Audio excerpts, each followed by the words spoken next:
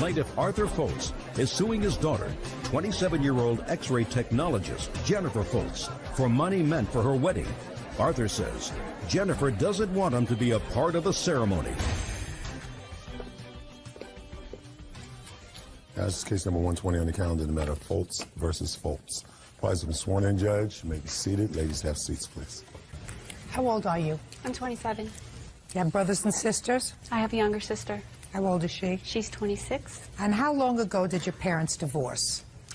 I was about 3 or 4 years old. Mr. Foltz, this is your daughter. Yes, ma'am.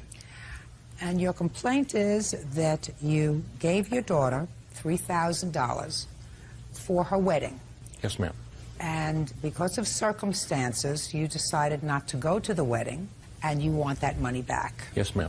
And your daughter said that this $3,000 was an unconditional gift, and she's already spent it on deposits, etc., for the wedding. When is the wedding scheduled?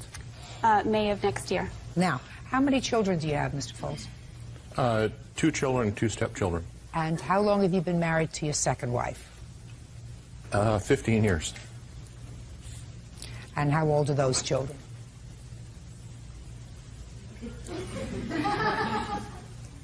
21.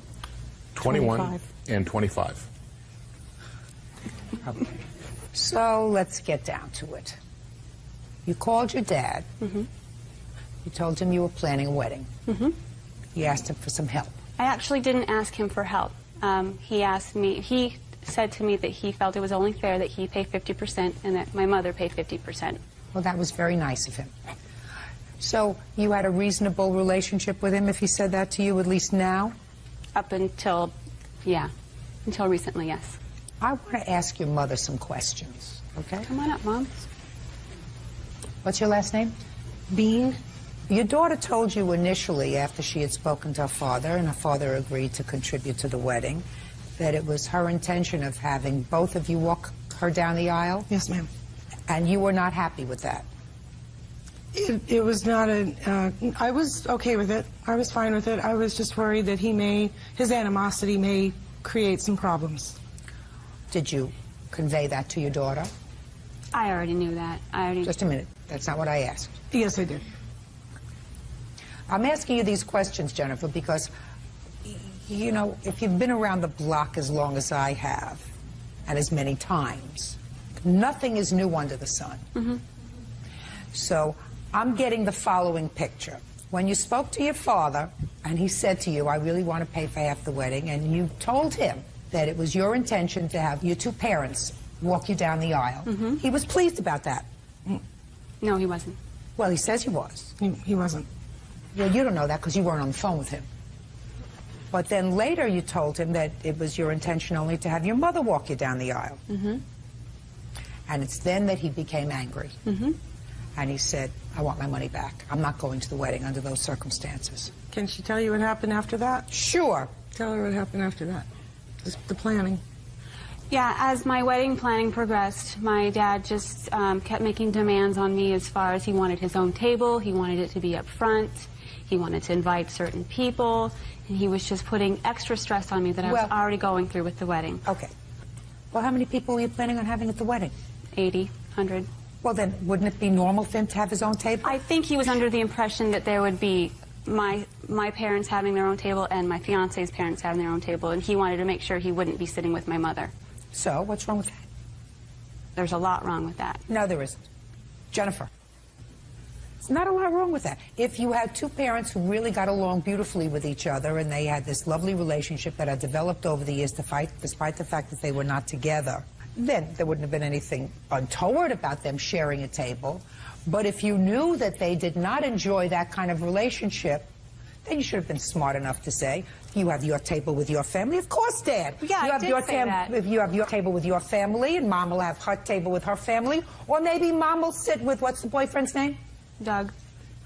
Mom is going to sit with Doug's family, and you could sit with your family. 80 people. You're not going to all sit at one table.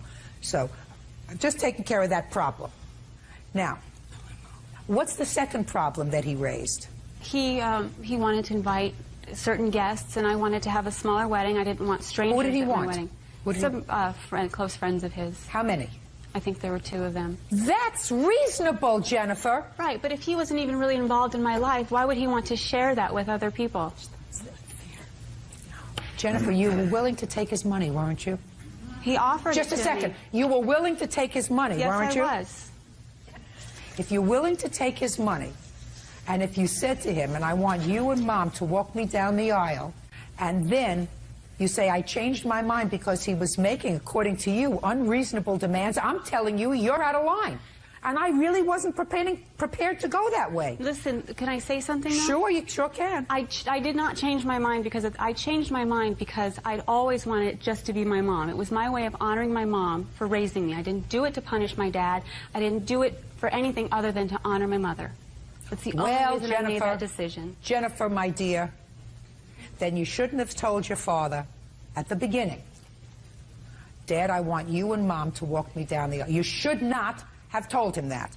Because what you're telling me now is, well, I told him that, but then he made these demands on me, which is what you said a moment ago. It is what I said a moment ago. Oh, yeah, he made these demands on me, which I now tell you, as a third party, totally unrelated to you, were totally appropriate requests from a person who really knows. Because although my husband and I have made many weddings, we have a mixed family. Mm-hmm. So I understand what you're talking about. You're wrong. Okay. You're wrong. And you did the wrong thing. Judge Judy continues in a moment. He said, I'm not looking forward to walking you down the aisle. Arthur Foltz says his daughter Jennifer Foltz owes for money given towards her wedding. Arthur says Jennifer doesn't want him to walk her down the aisle. Those 2 things that your father asked, to have a separate table, separate from your mother, and to invite 2 friends. He also wanted his own limo. No. Shh, just a second. Well, tell me about that. He asked me if I was going to have a limo at the wedding, and I said, no, I don't need one. I'm just going to drive myself to the place, get ready there. Later on that evening, we got together for dinner, my father and I, and he said that he was going to have a limo for him and his friends. So he didn't ask you to pay for it, did he? No, he didn't ask me to pay for it. So? But I just thought that was a little, odd. It's my wedding, but he wants to show up in the limo. Who cares? Who cares if he comes in a bus? Who cares if he comes in a long bus, a short bus? It doesn't make any difference, Jennifer. You're picking on him. You're picking on him, honey. Life's too short. It just bothers me that I didn't have much of a relationship with him when I was a child, and now he's trying to overtake the wedding and be a bigger part of the wedding than I feel he should be. Jennifer, you're being a big baby. I'm not being a big baby. Yeah, you're being a big baby. And if you have bad feelings about your dad because he wasn't there for you when you were growing up, lots of children of divorce feel that way about their parents, especially when their parents remarry and have second family, right? That they're involved with, that live with them. The kids feel as if I didn't have the benefit of really a full-time or even a part-time great parent. It's never too late. I don't feel as if it's too late. Well, you shouldn't feel as if it's too late. And it's a shame if your father doesn't go to the wedding. It's a shame if you have a wedding that doesn't include your father and his wife and your mother. Are you remarried? No. And whoever she wants to bring, if she wants to bring anybody, and everybody else who's part of your life. It's a shame that you don't have that moment. You will, listen to me, you will always regret it. Because, you know why, Jennifer? You'll always look at that book of pictures and there'll be a bad feeling that he wasn't there. You know what, though? When I told him that I wanted just my mom to walk me down the aisle, he said to me that I want nothing to do with your wedding. He took himself out of the wedding. I can understand he's hurt. I'm sure he's hurt. But if he doesn't go to my wedding, it's on his terms, not mine. No, Jennifer, you're wrong. You're being young. You're being young. I disagree with him if what he chooses to do is to not go to the wedding. But I'm telling you, you're not a baby. You're a big girl. I am a big girl. And your mother should be a big person. And your mother should say, usually, if one parent walks a child down the aisle, it's usually their father, not their mother, unless their father's dead. And in this case, if you want to be a big person, and you want to be a big person, you say, for that 30 seconds that it takes to walk down the aisle, let's walk our daughter, our firstborn, down the aisle together and give her away, and then there'll be a picture of her family at her wedding. Because, you know, what can happen is 10 years from now, when you and Doug have 2 kids, and you and your father have hopefully reconciled, your children will say to you, "Where's Poppy's picture at your wedding?" And if you have not reconciled, then what you're doing is you're depriving your children of the widest possible community of love and affection.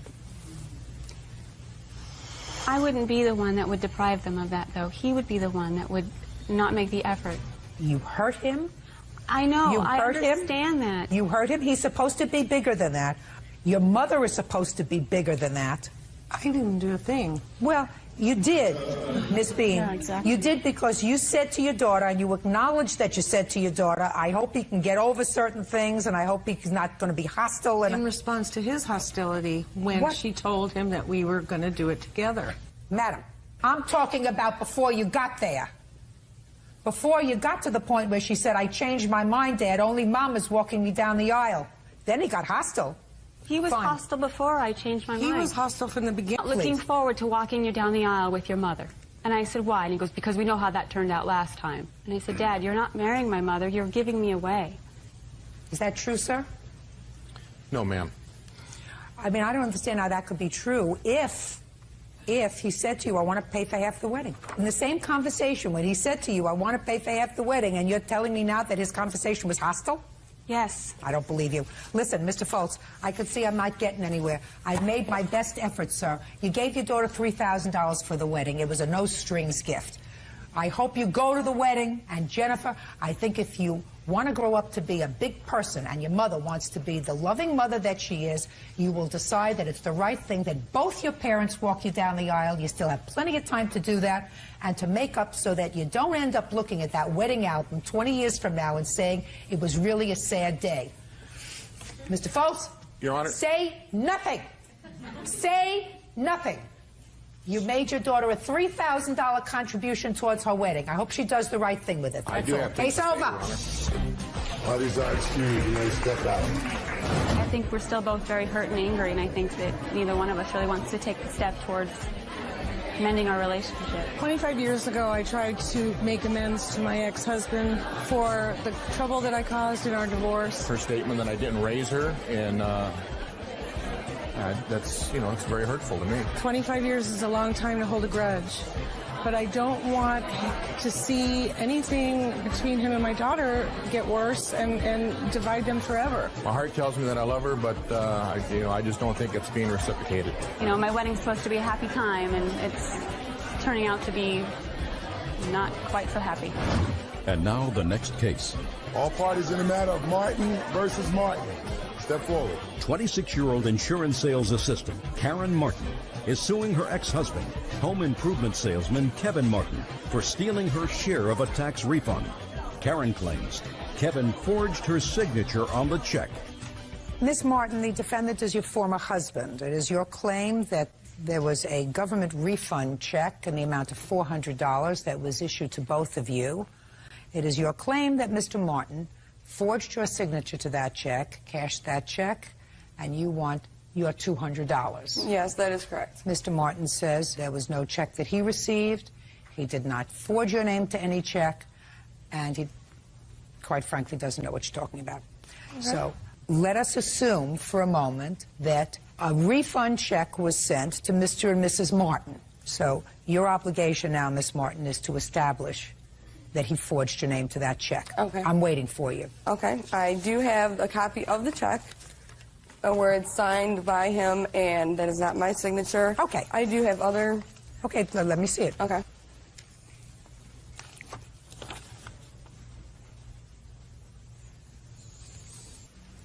Mr. Martin, the Family Service Center, you familiar with that institution? Yes, I am. Tell me about that institution, sir. It's a credit union that we had, as we were married, had an account there. Mm-hmm.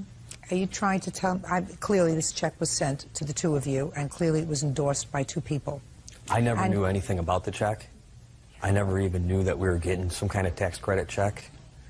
How did you find out about the check, Miss Martin? My cousin had received hers, and she had asked me if I got anything on it, and These were the checks that were $400 that were issued to families by President Bush, is that right? Yes. Oh. Yes. It was $400 per child, and she had received hers and asked me if I received mine, and I said, no, I didn't. And I had called Kevin, asked him about it. And what did he say? He said, still said, I have no idea what you're talking about. How do you, actually he said, how do you know that or how does he know that I didn't forge his signature? So, Mr. Martin, what I'm asking you is that the conversation you had? How do I know you didn't forge my signature, right? Yes. Okay. So this is the answer. The answer is you weren't calling her to complain that you didn't get your $200, right? I never knew. No, listen to me. Okay. You weren't calling her, Mr. Martin, to complain that you didn't get your $200. No. Because according to you, you didn't know about it. So why would she call you to complain? Listen to me. Call you to complain. If she had forged your signature to the check so that she got the entire $400 and you weren't calling her to complain about it, you get my drift, sir? I understand what you're saying. Old story. If it doesn't make sense, it's usually not true. And if it walks like a duck and talks like a duck and quacks like a duck, it's a duck.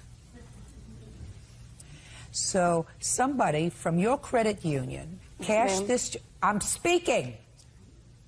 Somebody from your credit union cashed this check with a signature that I have compared with the signature on your answer and with a signature that I have compared with the signature on Miss Martin's complaint. And while that's not necessarily dispositive of who forged whose signature, the signature on this check, your signature on this check, is eerily similar to your signature on the answer. While her signature on the check is no way similar to her signature on her complaint. So I put those facts together, and you know what I came up with? Judgment for the plaintiff in the amount of $200. That's all. Step out. All these are excused and they step out. She's accused me of kicking her car, slashing her tires, cutting her brake line. He has 2 domestic violence charges against him. I have a PPO against him currently right now. She hates me. I left her. There was multiple threats about bodily harm to me because I'm her new boyfriend, and it was the classic case of the husband being jealous of his ex-wife's new boyfriend. It's pretty cut and dry. She won't leave me alone. She's made my life a living hell, and I'm just tired of it. Well, you know, he knew that that wasn't my signature. He knew it was his signature, and obviously Judge... And now the next case. All parties in the matter of Slovic versus Jimenez. Step forward, please. 21-year-old office manager Jamie Slovic is suing her ex-boyfriend, 24-year-old construction worker Roman Jimenez, for unpaid rent, damaged property, and the return of household items belonging to her. Miss Slovic, you and the defendant lived together. Take your hands out of your pockets. You and the defendant lived together for a period of time. Yes. There was an altercation between the two of you, and you claimed that Mr. Jimenez moved out. And when he moved out, he took with him a whole bunch of furniture that you had purchased on your credit card that you either paid for or are still paying for. In addition, you claim he owes you for half a month's rent and some eviction costs because you were ultimately evicted from the apartment. Mr. Jimenez says that you really locked him out of the apartment because you called the police, so stop complaining that he owes you any rent because he couldn't live there. He doesn't, however, address the issue of the furniture, which I will get to. So when did you and Mr. Jimenez live together, Ms. We lived together for 3 months. Starting when? Starting from June of 2003 to October of 2003. And the reason why he had to move out is because it was court-ordered, or police report ordered, that he moved out of the apartment. I didn't... Just a second. Okay. That order was issued as a result of a complaint, correct? Yeah. And the complainant in that complaint was who? Me. Right. Well, that's pretty much what he's saying. He's saying he had to leave the apartment because you complained, which resulted in a court order putting him out of the apartment. So he's right. Right? Okay. Oh. Now let's get to the furniture. Okay. When we lived together, we had nothing, and we purchased big pictures for the walls, a couch and a coffee table that we got before we moved in there, a dining room table, and a bed that we purchased while we were living there. All this stuff that, you know, we were supposed to be living together to pay off together. He had no credit, so we did everything on my credit. He couldn't get approved anywhere. So far, is that correct? Yes, that's correct. All right. When you moved out, did you take the furniture with you? I took my furniture with me. What did you take? I took my pictures. Pictures. Were those pictures that were purchased on her credit card? Yes, ma'am. Well, then how could you take the pictures if she paid for them? Well, because I gave her some money too, and you know, she spent the money on that stuff, and I spent my money like on food and going out and stuff like that. Going out. We ate a lot. We ate good food. Going out without me. Shh. Don't talk to him. Okay. What else did you take with you, sir? Pictures, pots, pans, some sofas. Oh. Some what? Oh, I took a futon, like a sort of Just a recliner second. futon. Pictures, pots, and pans. Yeah. Yes. Yes. Yes. I have pictures and pots and pans. What other furniture did you take with you, sir? I didn't take the furniture because the furniture was broken. So you took nothing else but pictures and pots and pans. Is that what you're telling me? That's correct. What happened to the futon you told me about a couple of seconds ago? Oh, it was kind of broken. Did you take it? Pieces of it. Do you suffer from a mental disability? No, I don't. Unfortunately, Mr. Jimenez, I'm not kidding. No, I don't suffer from a mental disability. Then when I ask you a question, I want you to think about the answer, and I want you to give me an answer that's truthful. Pictures, pots and pans, and a futon sofa. Is that right? The mattress. I took the mattress. Took the mattress. And was that something that was purchased after you moved into the apartment? Yes, it was. So the pictures, the pots and pans, the futon, and the mattress were things that were purchased with the plaintiff's credit card that she paid for or is paying for, and you took? Correct. It was my... Perfect! How much were those things? Everything that he left me with is way beyond $5,000. Listen, it's not what I asked you. Okay, I'm sorry. He says he took pictures. Do you have the bill for the pictures? This top one right here is one of the pictures. And how much was that? $47.99. What else? Give me the figure. Okay, figure $16.99, $15.99, $14.99, and $69.99. How much was the futon? I don't have the receipt just for the futon. Oh, fine. So then forget that. Now, mattress.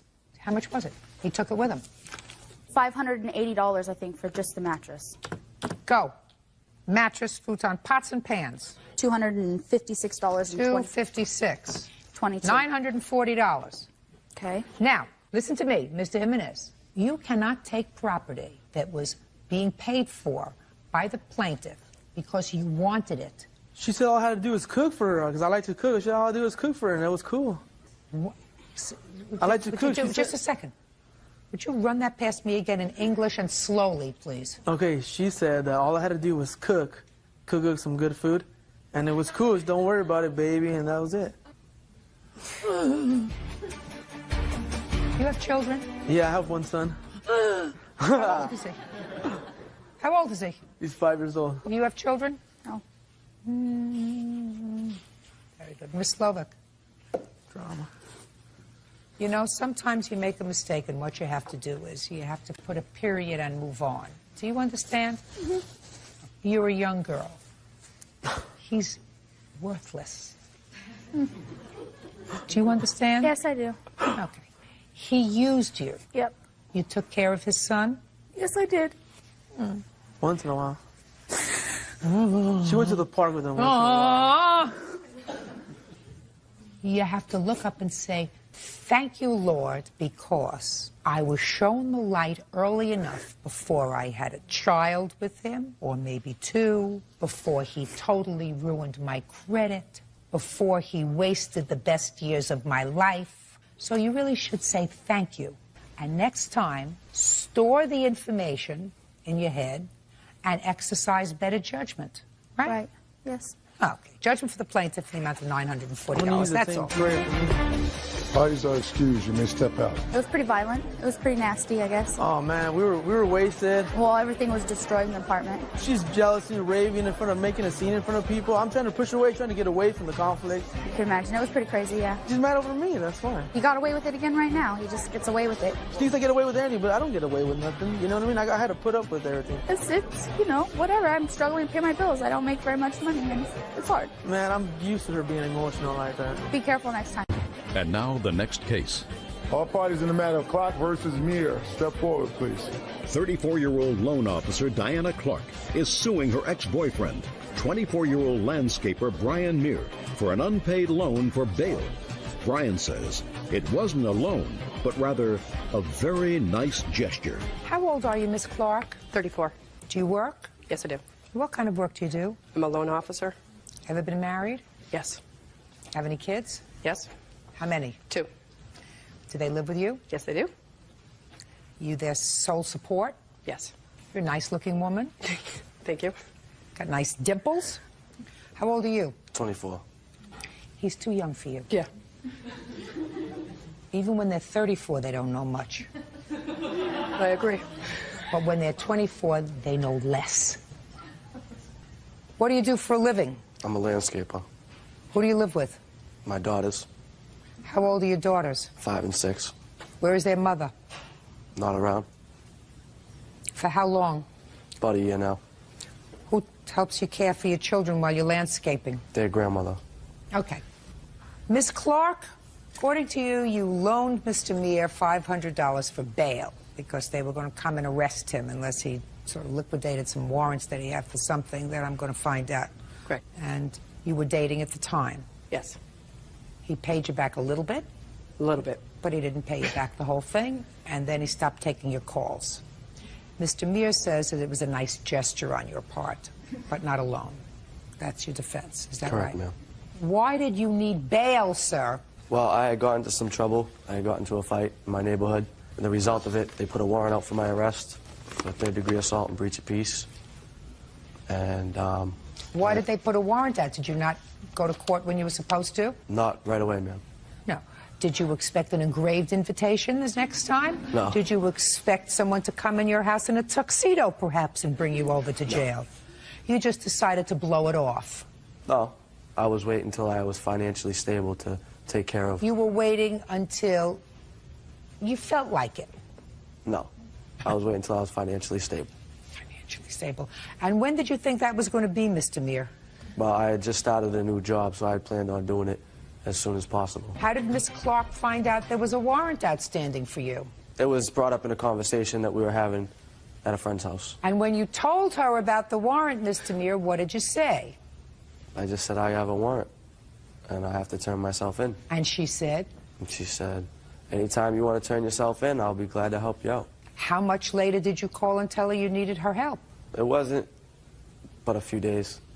So a few days later you called her or you went to see her and told her, well, I'm ready to turn myself in, I need your help? Well, I was over a friend's house, and when she came over there, I told her that I was going to turn myself in, and that's when she offered to bail me out, Your Honor. How did you know that he needed bail money when he turned himself in? He called me from the bail bondsman's phone. Really? Yes. You forgot about that. Actually, Your Honor, I did not call her from the bail bondsman's phone. The bail bondsman lives next door to my friend, and I had talked to him beforehand, and I had let him know that if I needed to be bonded out, that I was going to use him. Go ahead, Miss Clark. No, he called me from the bail bondsman's phone and said that he was at his home and he was going to be turning himself in. Could I go ahead and bail him out like I had told him I would do? When did he make his first payments to you? April 16th. And when did you bail him out? April 13th. And how much did he give you on April 16th? $50. When did he make his next payment to you? April 23rd. How much? $40. There was, just so you know, there wasn't a previous amount that I had loaned him also. So that part of what I have written down here was applied to what he owed me previous to that as well. What did you lend him money for in the past? He wanted to go back to his hometown to see his friends for his birthday. Your Honor, if I may, the money that I did pay her back, she had brought me home to see my friends and family. The money that I did pay her back was the money that she loaned me. She never said I had to pay her back for this bail, Your Honor. I paid her back $130. That's what she loaned me when I went to Boston. $130? Yes, ma'am. How much did he pay you altogether? $230. So you gave her $100 in interest? No, I only gave her $130. She says you gave her $230. I only gave her $130, Your Honor. Are you sure about that? I'm positive about that. So that if I find that this was a loan, you owe her $500, not the $370 that she says. Is that right? That would be correct. Good. Mr. Meir, did Miss Clark assault anybody? No, she harassed. No, just a second. No, Did she ma'am. assault anybody? No, ma'am. Did Miss Clark have a warrant issued for her arrest because she blew off letters from the police? No, ma'am. Who did? Raise your hand. I did. Raise your hand. Me. Higher. Raise your hand all the way I up. did.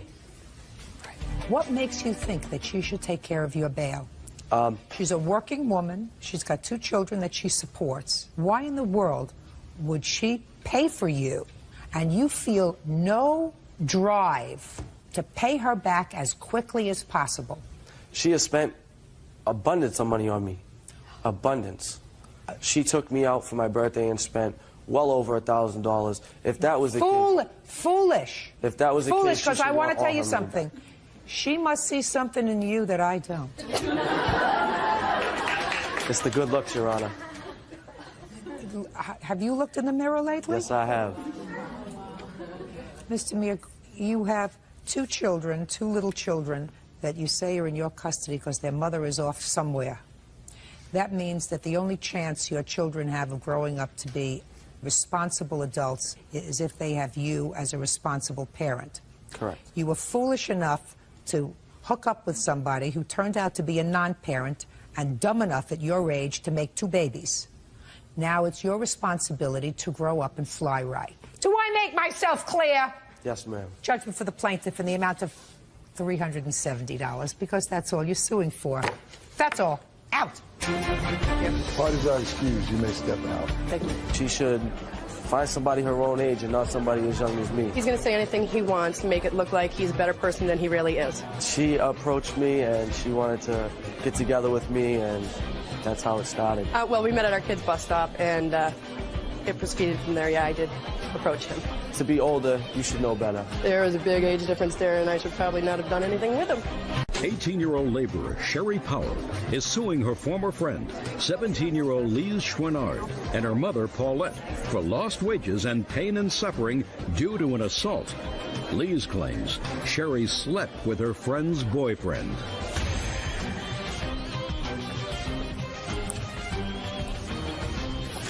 Yes, case number 315 on the calendar in the matter of Powell versus Chouinard. Parties have been sworn in. You may be seated. Folks, have a seat. What's your name?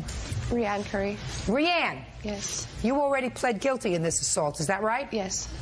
Did you think you were coming to a dance today or something? No. Miss Powell, according to your complaint, this young lady assaulted you. And according to your complaint, she pled guilty to the assault, which she clearly says she did. But you said you claim that she was assisted in that assault by this young lady. That's correct. Who held you down, held your hair, and you, while she assaulted you. That's right. What's your first name? Lise. What? Lise. Why did your friend assault her? It was over an ex-boyfriend. What's the ex-boyfriend's name? Greg. How long ago was Rianne with Greg? About a year ago. Was Miss Powell ever with Greg?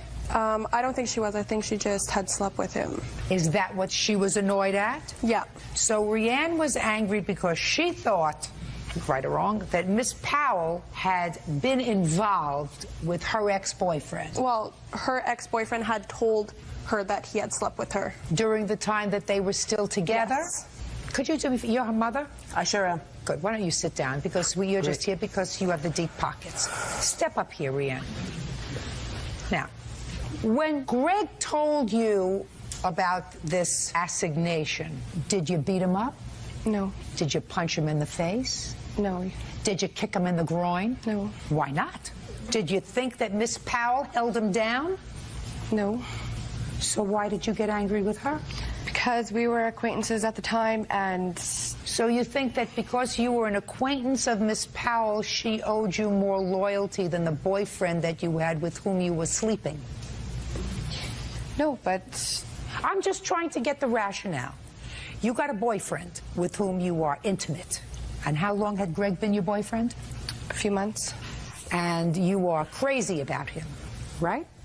Not totally. Well, I assume that if you were intimate with him, that you had some feelings for him. Is that right? Yes. And your boyfriend, with whom you have been intimate, says to you, when you weren't around, I slept with Miss Powell. You start to cry, right? You got upset? A little bit. Did you yell at him? Yes. What did you say? Many things. It was a year ago.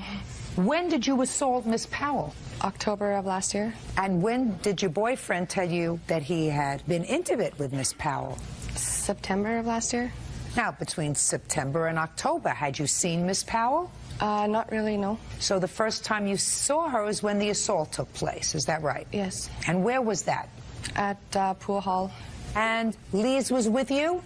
She wasn't there in the beginning, but she came around, yeah.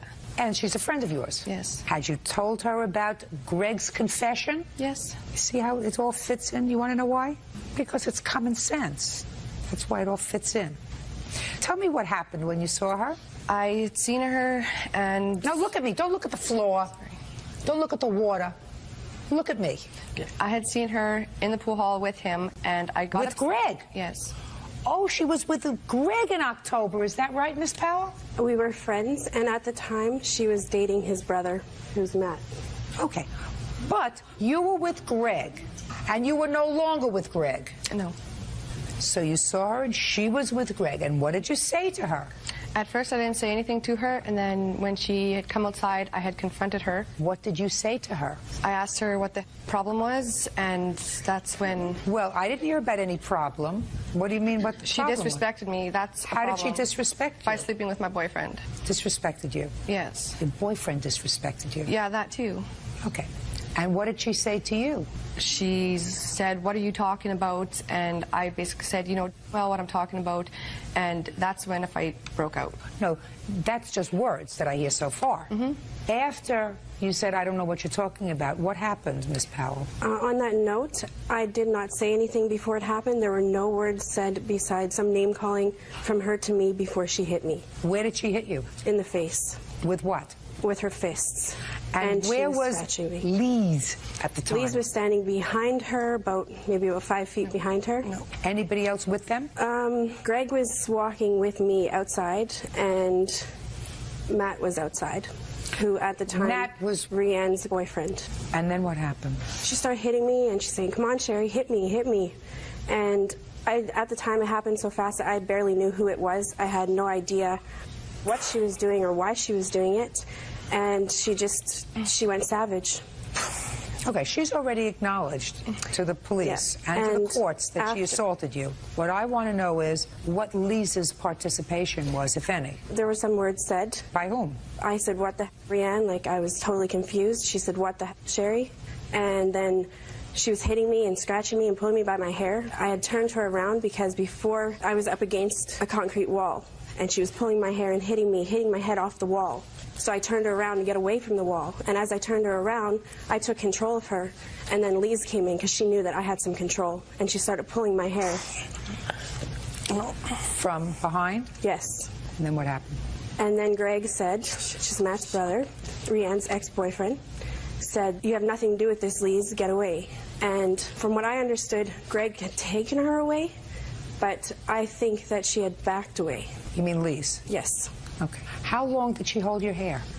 Maybe about 10 seconds, not even. While she was holding your hair, what was Rianne doing? She was hitting me and scratching me.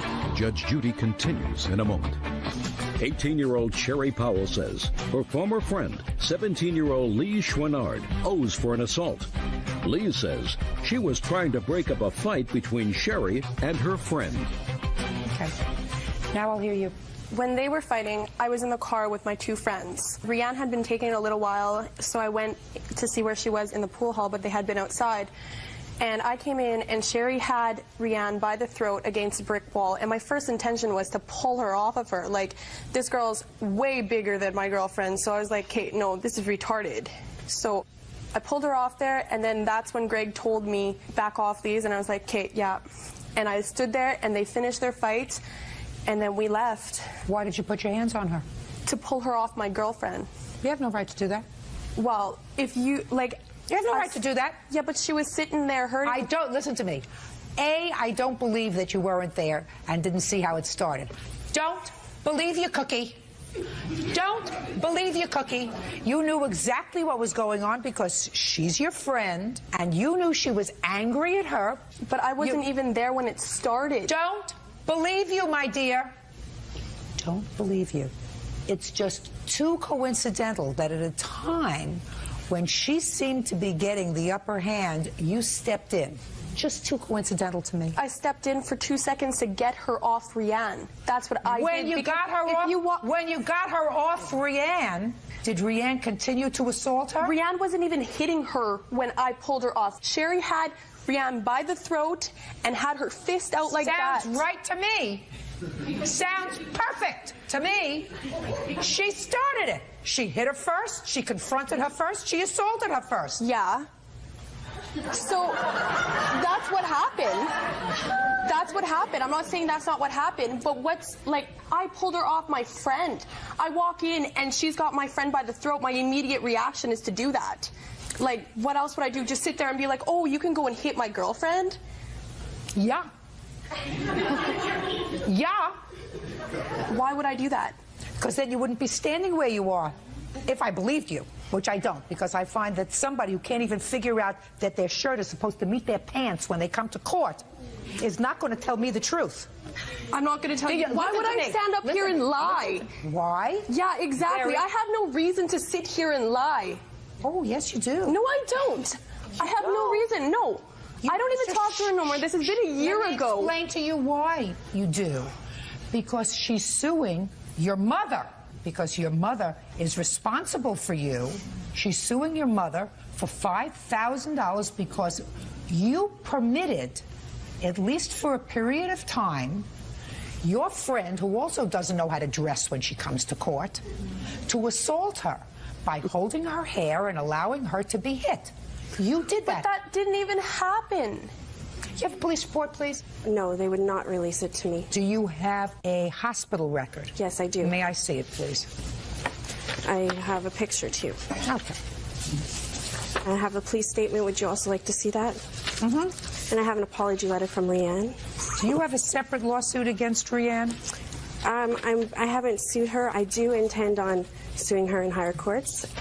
So far, she had just pleaded guilty in Canada. When? For assault. On October 8th this year. Okay. Step up, please.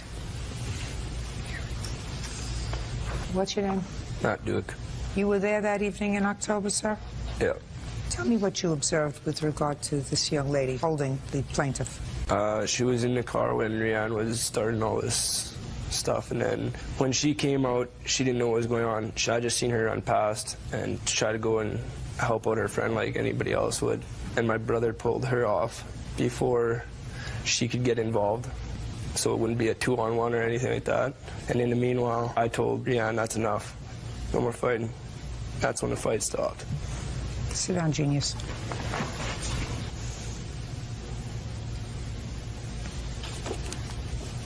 What did you plead guilty to, Rianne? Assault to Sherry. Were you sentenced yet? What I have here is my 12-month conditional discharge. Can I see it, is what please? they gave me. Can I see it, please?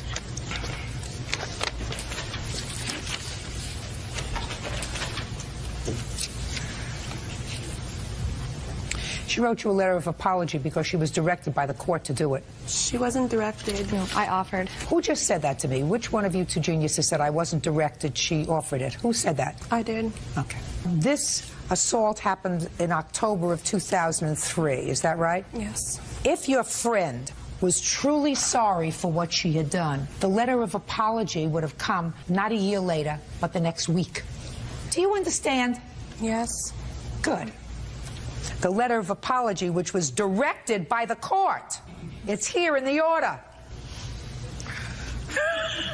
This is the dumbest bird. You just have to listen to this. That a court accepted as an apology letter. I didn't have to write this letter of apology. I chose to. What happened between you and me was a huge waste of my time. But I'd like you to know that you should be apologizing too because of what you did to me. I have to let it go because I've realized a lot about both of you. I know how hurt and angry you'd be if another female stabbed you in the back like that. The both of you are in my past, and I've moved on to better things. So, on my behalf, I apologize for doing what I did to you. Touching. Touching, and Very the touching. future of that country. Future of that Or country. theirs. Or theirs. Oh, Canada? Oh. Can I make a note on that Listen! letter? You have no right to put your hands on another person. She has no right to put her hands on another person. If your boyfriend disrespects you by fooling around, you do what's necessary to him. You can move out of the apartment, kick him out of the apartment. You can break off all contact. You can yell and scream. But as long as there is no allegation that someone held him down and forced him to submission, No.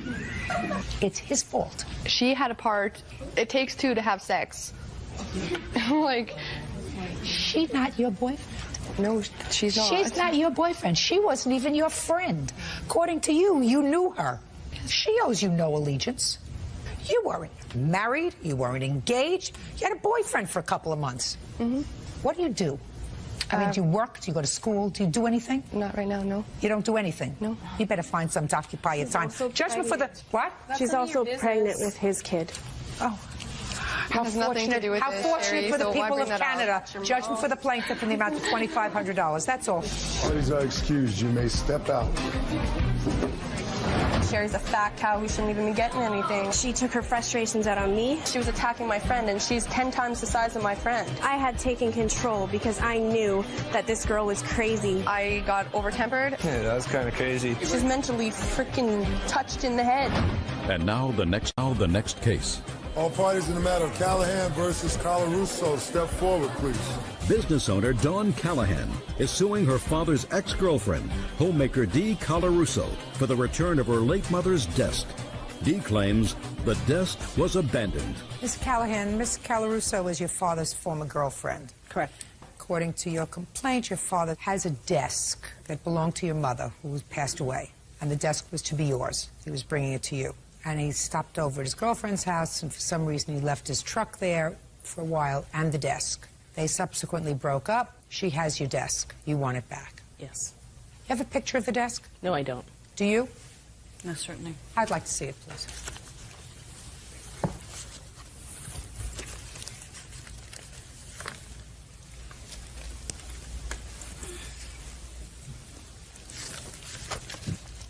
Oh, it's a pretty little lady's desk. Yes. Where is it, in your living room? No, it's upstairs in my bedroom. How long do you know Miss Callahan? I'd say approximately a year and a half. Year. She a nice person? At times. When did your mother pass away? April 26, 2002. Was this her desk? Yes, it was. Did you tell Miss Colarusso that it was your mother's desk? Yes, I did. When did she tell you that? To my recollection, I had never heard anything about it except that Lynn moved it into my home 2 minutes after he moved into my home. He did? Yes, and left it in my garage. Yes. It proceeded to get mildew, all kinds of markings, and all the rest of it. I had a couple of friends come in, empty it out, put the stuff into a green bag to lighten it so they could move it upstairs into my upstairs apartment, and they did so. So now it's been receiving much better care. Well, that's very nice, but it's not your desk. Well, I consider it storage fee. I don't care what you consider it.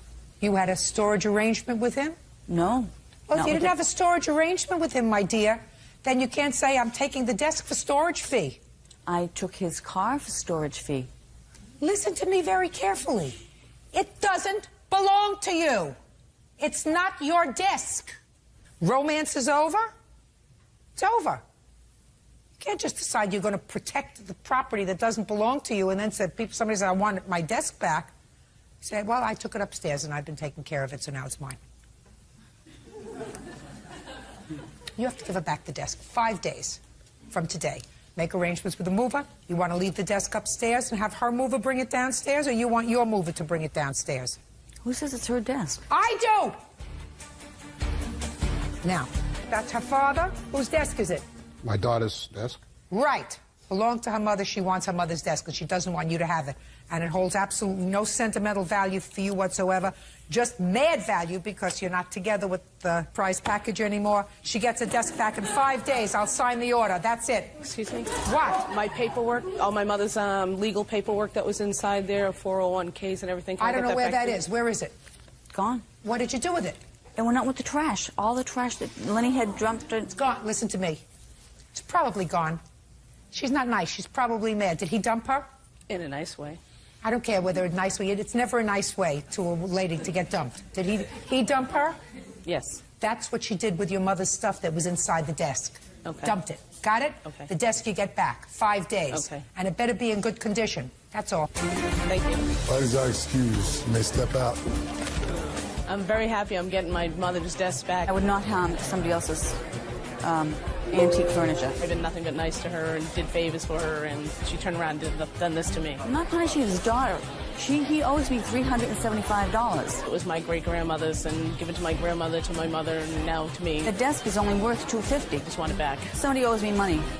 I want it back. Provider Christine Coughlin and her 5-year-old daughter, Katara, are suing their neighbors. Customer service rep Chanel Noel and her daughter, 8-year-old Sequoia. Christine claims Sequoia purposely scratched her car with a rock. Chanel is countersuing, claiming Christine's son slashed her tires. Order. All rise. Yeah, this is case number 341 on the calendar in the matter of Coughlin versus Noel.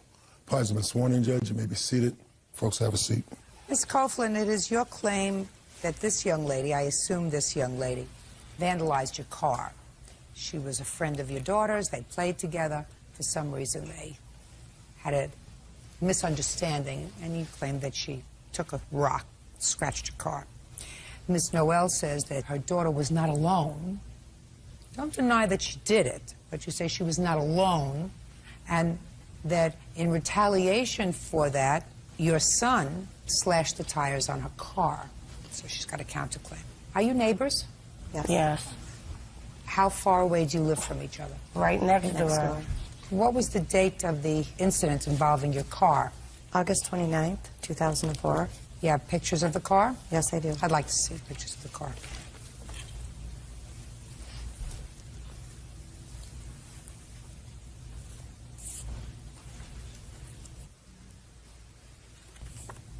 What makes you think Sequoia damaged your car? They were all outside playing, all the children, with Katara, and Katara came in the house crying, saying that Sequoia upset her. So I said, okay, we'll stay in the house. After that, I went out to do laundry, and I noticed a big scratch on the side of my car. Okay. Now, what proof do you have that Sequoia did that damage to your car? It's in the police report. She had admitted doing it. Can I see the police report, please?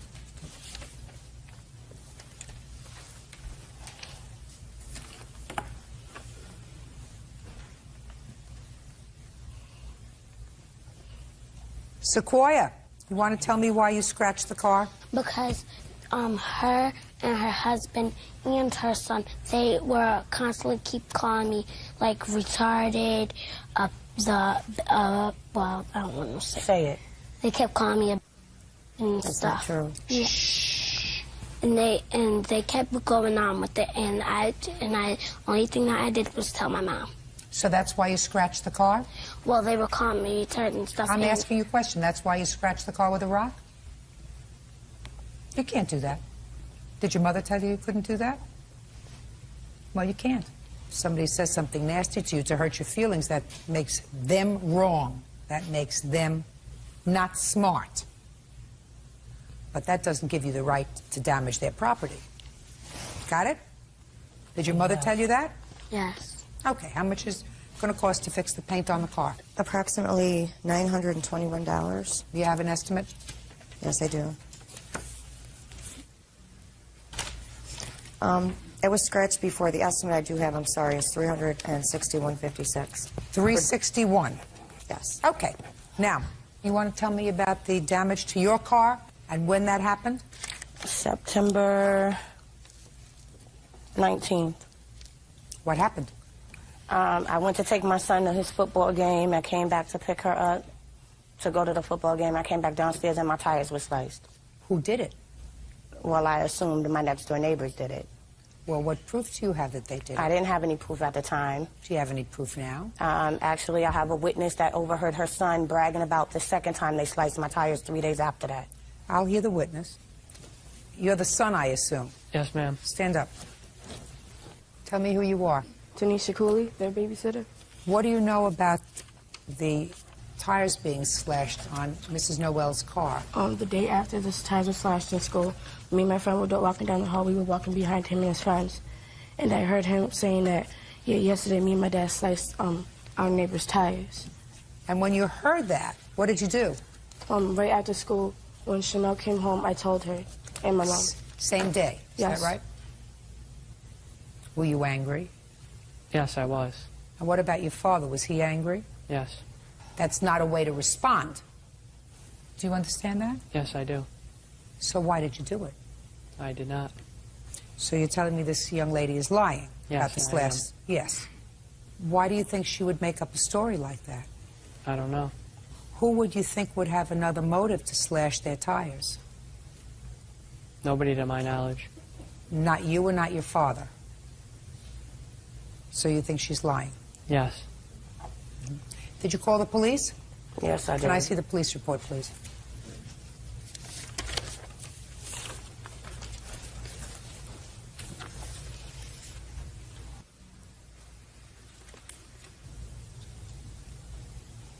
You can sit down.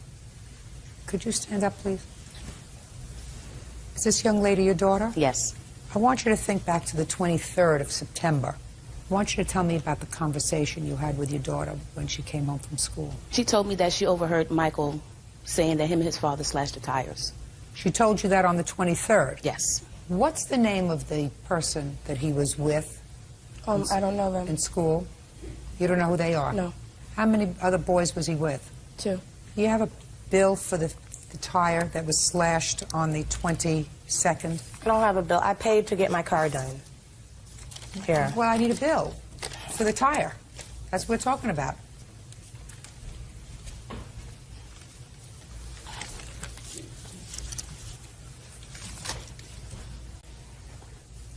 Tire was $16.53? Used one. Look, I believe her. I just want you to understand that. Whether you were just bragging, I don't know. But I believe that she heard you say it. So I'm deducting $16 from the award of $361 that you're entitled to have your car painted. I haven't a clue why people who were neighbors engage in a course of conduct to make their lives absolutely miserable. It's just so absolutely ridiculous to me. There's no question that your daughter behaved badly. I assume that as a parent, you told her that when someone says something that's hurtful to you, they are really just stupid, uninformed people, and not to pay any attention to it. I assume that you had that conversation with Yes, her. And if I you did. didn't, you have to have that conversation with her, that she can't take out her frustrations, because she's just going to end up in trouble. What? Well, she wrote on our wall and on our hallway wall, and my mom has to pay for that. And she wrote on theirs too. Are you making an excuse for yourself? Mm-mm. Don't. If she does something wrong, like write on a wall, how old is she? 5. 5? And how old are you? 8. You're supposed to know better, and you're not supposed to make excuses for doing the wrong thing. And you're certainly old enough to know better. All right, take your children home. Judgment for the plaintiff in the amount of $345. I've deducted the $16 for the tire that your son and probably your husband was responsible for. That's all. Parties are excused. You may step out. I've also had my tire slashed 3 times. They got problems. I'm done. Her daughters pushed shopping carts into my car. Just mad. The little girl is very angry. She's very angry. The mother works 12-hour, 14-hour days, 6 days a week. She was mean to me. Something that's going to be ongoing until Mrs. Noel gets help with her child. 25-year-old home appraiser Amanda Knockhart is suing her ex-boyfriend, 27-year-old basketball coach Ethan Jordan, for a loan, a trip to Las Vegas, and for kicking her in the ribs.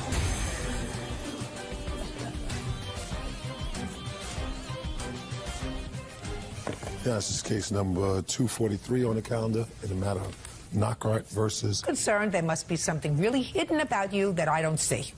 What? Whatever. Okay.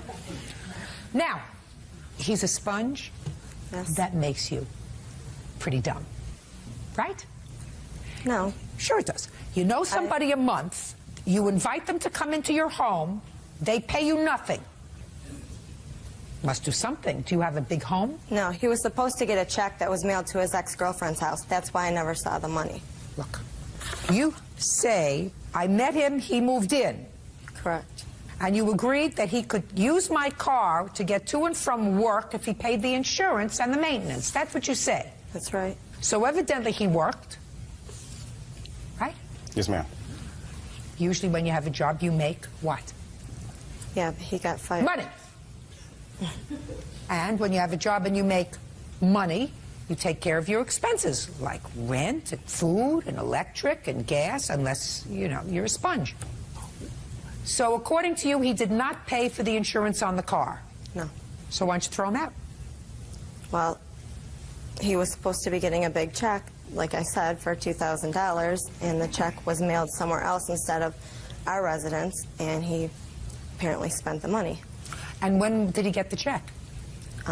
February. Well, what happened in February when you knew he got the check and he spent the money on something else? Did you throw him out? No, he had another job at that time finally and was supposed to get the paychecks. Then he got arrested, and his lawyer that he owed money to was suing him. I couldn't get any of it at that point. At that point, what you're supposed to say is, I am a reasonably intelligent person. Right. I'm living with somebody that's taking advantage of me. Get out. Right. Unless you're in love and everything is going to work out okay and you're really not interested in the money, you're really interested in the relationship, and the only reason you come to a point where you're interested in the money is because you're not together anymore. No, he did start staying at a friend of his house more often. When?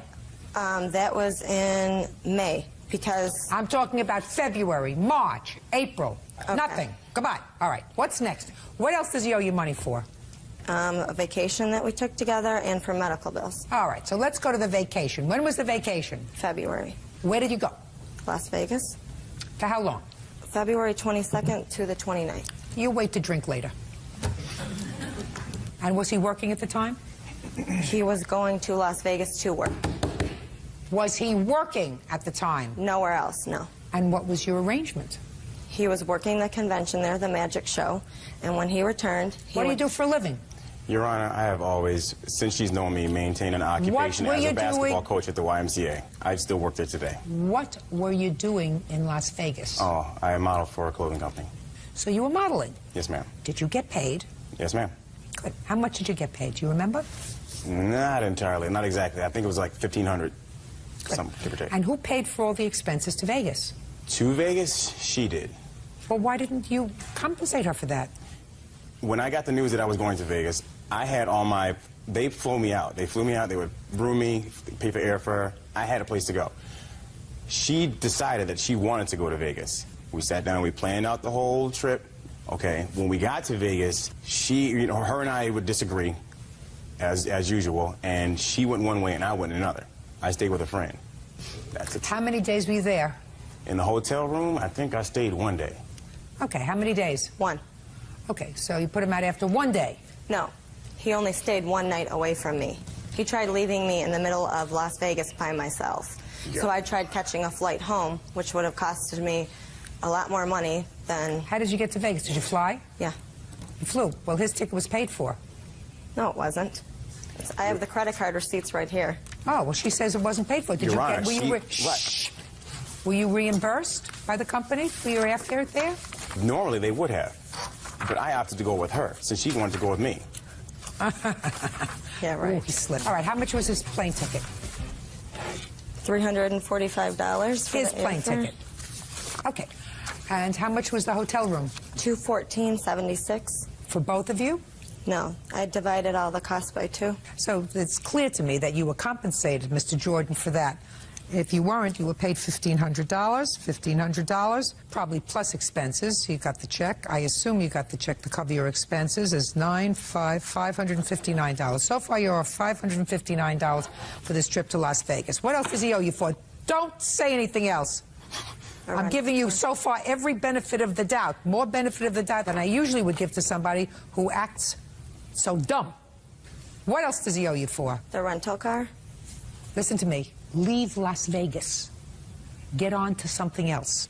Doctor bill. Now, tell me about the doctor bill. Ethan abused me, and I had to go to the doctor's. When? 5/8. Tell me what happened on May 8th. He kicked me in the ribs, broke 2 of my toes, threw me. Well, tell me about the argument. I don't know what actually the argument was about. And how did the verbal argument escalate into a physical argument? He came dashing from the living room, charging at me. And? Threw me against the kitchen cabinets, picked me up, threw me on the floor, spit on my face, and kicked me in the ribs. Did you call the police? I called my friend to come get me. Did you call the police? Not at that point. When, after May 8th, did you call the police and report it? I had a personal protection order put out on him on July 22nd. I didn't call the police on that incident. Why not? I don't have an answer for that. I'm sorry.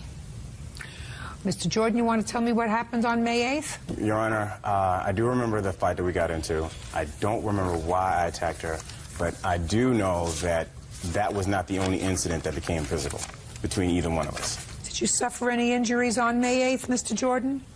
Your Honor, I've got scratches all over me, but I didn't go to report him. I didn't go to the hospital or anything like that. I see the doctor's report. Did you take her to the hospital, doctor, or whatever? I don't remember her going to the hospital. No, I took myself there, Your Honor. Okay. Miss Knockhart, after May 8th, you went back to live with him. He started staying... No. Are you telling me that between May 8th and June, which is when you said you separated, because you said you separated in June... Correct. You didn't live together at all? I stayed at my mom's a lot more because... I'm not asking you a lot more. I'm asking you at all, Miss Knockhart. Not that day or not the next day. What about the third day? Yes. And when you went back the third day, did you share a room together? No. Not ever between May 8th and June when he... Yes. Once or twice. Miss Knockhart, yes. I have no idea what this bill is for. This says that the closing date of the statement is May 8th. The doctor says that he saw you on April 23rd with regard to an assault. I would have assumed that if somebody broke your toes during the course of an assault, you would remember the month and date that it took place. Yeah. Well, I would assume that. Listen, are you her mother? Yes, I am. She lives by herself? Yes. How old is she? 25. She's probably not old enough to live by herself. No, she's more than capable. Her judgment in men aren't that good. Her judgment isn't that good. Judge Judy continues in a moment. And later today, Linda Knockhart says her ex-boyfriend Ethan Jordan beat her up and broke her ribs. She's also suing for a loan and a trip to Las Vegas. Where are you living now, Mr. Jordan? I live with my brother. You pay him rent?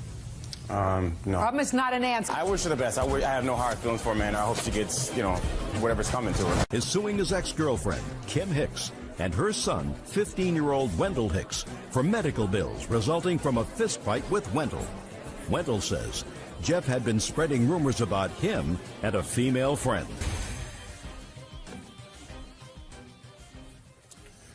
Yeah, this is case number 275 in the case of Radcliffe versus Hicks. Parties have been sworn in, Judge. You may be seated.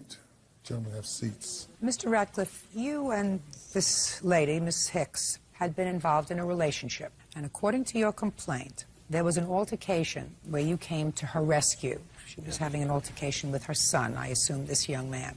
As a result of that, you were injured, and Miss Hicks agreed to pay your medical bills. She has not done so. You are no longer a couple, and you want your medical bills paid.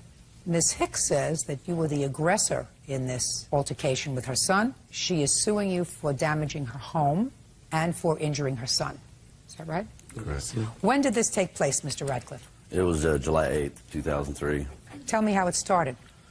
Well, we received a phone call at the house. Who's we? My son and I. Who answered the phone? My son. And Step up. I wasn't saying hello. I was telling you to stand up. Tell me your name. Alex Ratcliffe. Alex, did you receive a phone call on the 8th of July? Yes, I did. Who was on the other end of the phone? Initially, I heard Kim screaming in the background. Kim, is that you? Miss Hicks. Miss Hicks. I initially heard her screaming in the background, but Wendell was talking to me, and he asked to speak to my father. And when I went to go give my dad the phone, I heard her in the background screaming for help and asking for my dad. You went and got your father? Yes, I went and got my dad and gave him the phone. What happened when you picked up the phone? Who was on the other end? It was Wendell Hicks on the phone, indicating to he was coming to my house to kick my butt, him and 4 boys, because I was supposedly spreading rumors about him and some girl in the neighborhood. So he said he was coming to your house? Yes. And he hung up. I returned the phone call back. You could still hear Kim hollering and screaming bloody murder in the background. What did you hear? She was just screaming for help. Well, what did you actually hear her say? For Wendell to leave her alone. Okay. And when the phone call came, I called back because he had hung up, and I'd asked for him to explain himself. For why is he coming to my house? He said it was due to because I supposedly spread some rumor about him putting a hickey on the neighbor girl's neck. And so I asked to speak to his mom because I could hear her in the background just screaming bloody murder, and so he hung up the phone. And so I felt the need to go there because she had explained to me many times before. Just a second. Don't tell me what she explained to you before. Tell me what happened when you got there. You felt the need to go over there. I went over there, I knocked on the door, and the boy had let me in. I come in the door, and there Which boy let you in? Wendell Hicks let me in. Go ahead. He opened the door, let me in, and I come through the door, and to the right of me was 2 friends of hers in the house. And Wendell proceeded to go back around the corner where he had his mom pinned in the corner, and she was screaming. How was she pinned in the corner? Just backed up to the corner. Okay, he didn't have his hands on her. Yeah, he was right up in her face. No, but he didn't have his hands on her. Not at this time. Okay, so what did you do? I come up around him, come around the countertop there, and told him to leave her alone. He turned and swung at me and hit me in my left ear with his right arm. At that time, I took him down to the ground and set on him. And he kept trying to hit me in the face, and I grabbed his wrists to avoid him hitting me. I was sitting on him, and I kept asking, "Are you finished? Is this out of you?" And he said, "Yes." On top of him saying a lot of other foul things, how he was going to shoot me and my kids, and he was going to kill my dogs and burn my fence down. And after about 15, 20 minutes of trying to calm him down, I asked him, "Are you finished?" And finally he said, "Yes." I got up, we kind of shook it off, and the next thing I know, he's coming charging at me with a windmill effect. And in doing so, I put him in a headlock, like with his body sticking out this way, and I wrenched up on him to keep him from doing any more damage. And in doing so, I separated this cartilage here in my chest. Mm-hmm. And probably another 15, 20 minutes of holding him like that, a few other cuss words were coming out, and I asked, "Are you finished?" And finally he said yes. His sister come through the door after I just let him go, and she backed him all the way down the hall, and that was the last I'd seen of him. Okay. How long had you been seeing his mother in July of 2003? Approximately a year. And after July of 2003, did you continue to see her? Not right away. She kept calling, complaining because I would never take her nowhere, never do nothing with her, never let her meet any of my friends. I told her to go find another boyfriend. And so it's like, it was no big deal to me, and she did. She found another one. She kept calling me, telling me how the progress was going. Finally, after about a couple of weeks, she broke it up with him for whatever reason, and then she eventually started calling me all the time. When did you stop seeing her?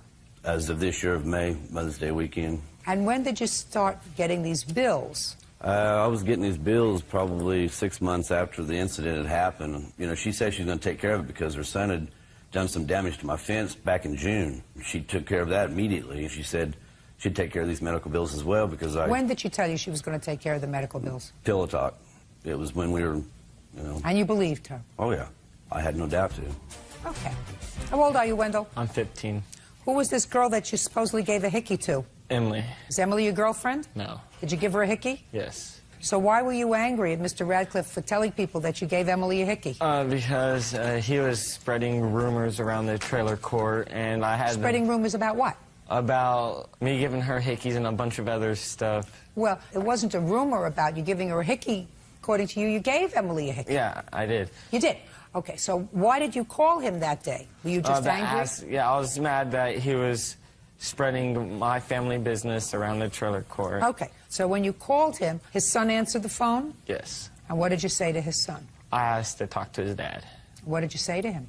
I was like, "Jeff, why are you spreading rumors around?" And what did he say to you? He's like, "What in the F are you talking about?" And what did you say to him? I was like, about me and Emily And he was like, oh, I don't know what you're talking about. So he hung up with me. So I went back to my mom's house and I asked her why. She told him because it was supposed to stay between me, Emily, and Emily's stepdad. Because Emily's stepfather was angry with you? Yeah. Okay. So you went home and you confronted your mother? Yes. And you were angry with your mother for telling him Yes. things? And then did you call Mr. Radcliffe back? He called me back. While you were confronting your mother? Yes. And when you were confronting your mother, were you raising your voice? No. No. Did your mother admit to you that she had shared your secret with Mr. Radcliffe? Yes. And you told her she had no business doing that? Yes. You see how we get into the story? Did very good. It's a whole different story than she wrote in her answer, but at least we're going to get to the bottom of it. You got to start with the most vulnerable one. That's right. Right? You got to start with the one who's not quite swift enough to tell you a lie. Now, when Mr. Radcliffe came over to the house, were you still arguing with your mother? No. What happened when he came into the house? He came up, banged on the door. The door came off the latch. He just came in, and then he came up and got in my face, and I asked him what was going on. He got in your face? Yes. And what did he say when he got in your face, Wendell? You effing little punk. Well, he must have been angry because you must have said something to him, Wendell, like you were going to come over and kick his ass and get your friends to come over because he was spreading these rumors about you and Emily's hickey. Did you threaten him? No. You mean you just said why? You just said like this. I said it in a rude voice, yes. In a rude voice? In a rude voice, yeah. And did you have the same kind of rude voice when you were talking to your mother? No. You mean you went over to her and you were very, very calm when you say, why did you share private information Yes. with Yes, Mr. ma'am. Radcliffe? You said it quietly. Not quietly, but in a normal voice. Now, did you have any injuries as a result of this altercation with Mr. Radcliffe? Yes, my back was killing me. Your back was killing you. Yeah. When did it stop killing you? Oh, a couple days after. Now, your sister, at one point, came into the room when you were having this altercation with Mr. Radcliffe. Yes. Your sister's name is? Jessica. And how old is Jessica? She's 19. And Jessica took you out of the room? Yeah. Right. She said, calm down. Yeah. Right? Yes, ma'am. Shooting fish in a barrel. Oh, you're good. You are good. Can I see your medical bills, please? Now, Mrs. Hicks, did you ever tell Mr. Radcliffe that you would pay his medical bills? No, ma'am. The only injuries he got was a couple rug burns. When he come up to my door and was banging on my door, he busted my door to pieces. He come in. Me and Wendell was standing in the kitchen talking. He got in his face. Wendell goes, Jeff, can you back up?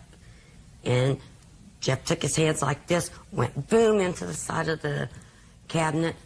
And Wendell was going like, you know, like this. What are you doing? He just started attacking him. He took him down. He broke my stove. He had him on the floor, punching him in the face. Miss Hicks, listen to me very carefully.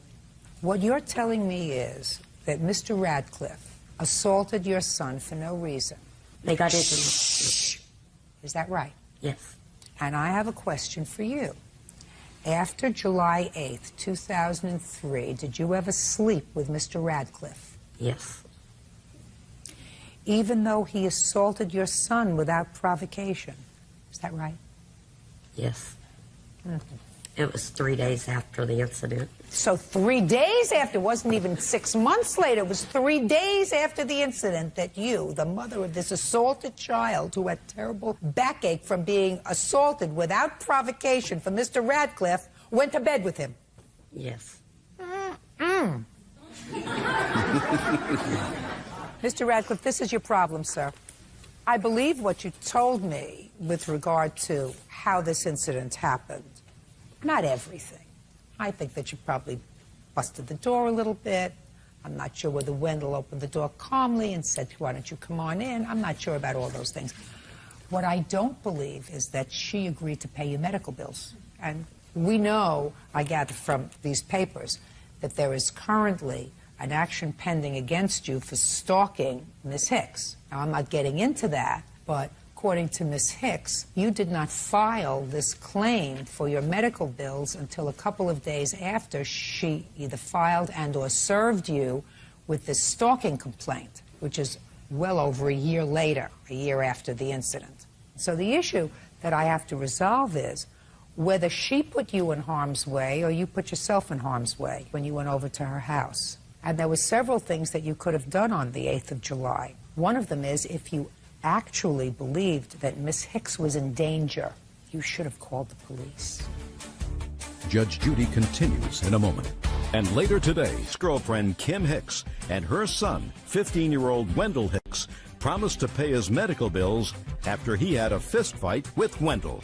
Now, you were angry because Wendell over here opened up his big fresh mouth to you and you went over there. And this altercation occurred because of that, because if you were genuinely concerned with Miss Hicks, you would have called 911 and said, get a squad car over there as soon as possible. Her son's beating her up. So you were annoyed with Wendell and you went over there to confront him. And if you got hurt, that's the way it goes. Case is dismissed. That's all. Shows your counterclaim. Always are excused. You may step out. He broke my door down.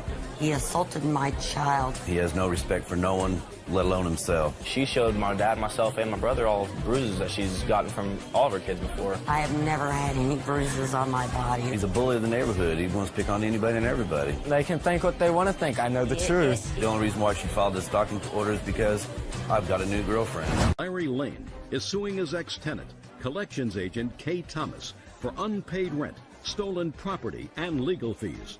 Larry says Kay and her family are professional squatters.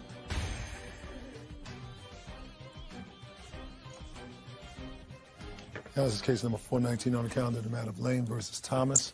Parties have been sworn in, Judge. You may be seated. Folks have a seat. Mr. Lane, Miss Thomas was a tenant of yours. Yes, that's correct. And it is your claim that she owes you for rent, certain property that she took from the apartment or house that she had rented when she ultimately moved out, and that she also owes you for filing false charges against you in her application for a protective order. You claim that Miss Thomas and her family are professional squatters. Yes, I do. Which means that they go into people's homes, they rent them, they pay rent for a while, and they stop paying, and since it takes very often 6 months to a year to get them out, they don't pay rent, and they go from place to place, and that's a scam. It is a scam. And you're prepared to demonstrate to me that Miss Thomas and her family have a history of doing the same kind of thing to other landlords. Yes, I do. And I'd be interested to hear about that. In any event, when did you rent? Is it an apartment or a house? It was a 3-bedroom, 2-bath home, upper middle income with a When? pool. February, I rented her the home. She signed a lease on February 27th. Of She moved in 2004? on 2004. She moved in on March 15th, 2004. Who moved in? Valina Thomas, and the premises were leased to her and her daughter. In addition to her moving in, she moved her brother in. No, just a second.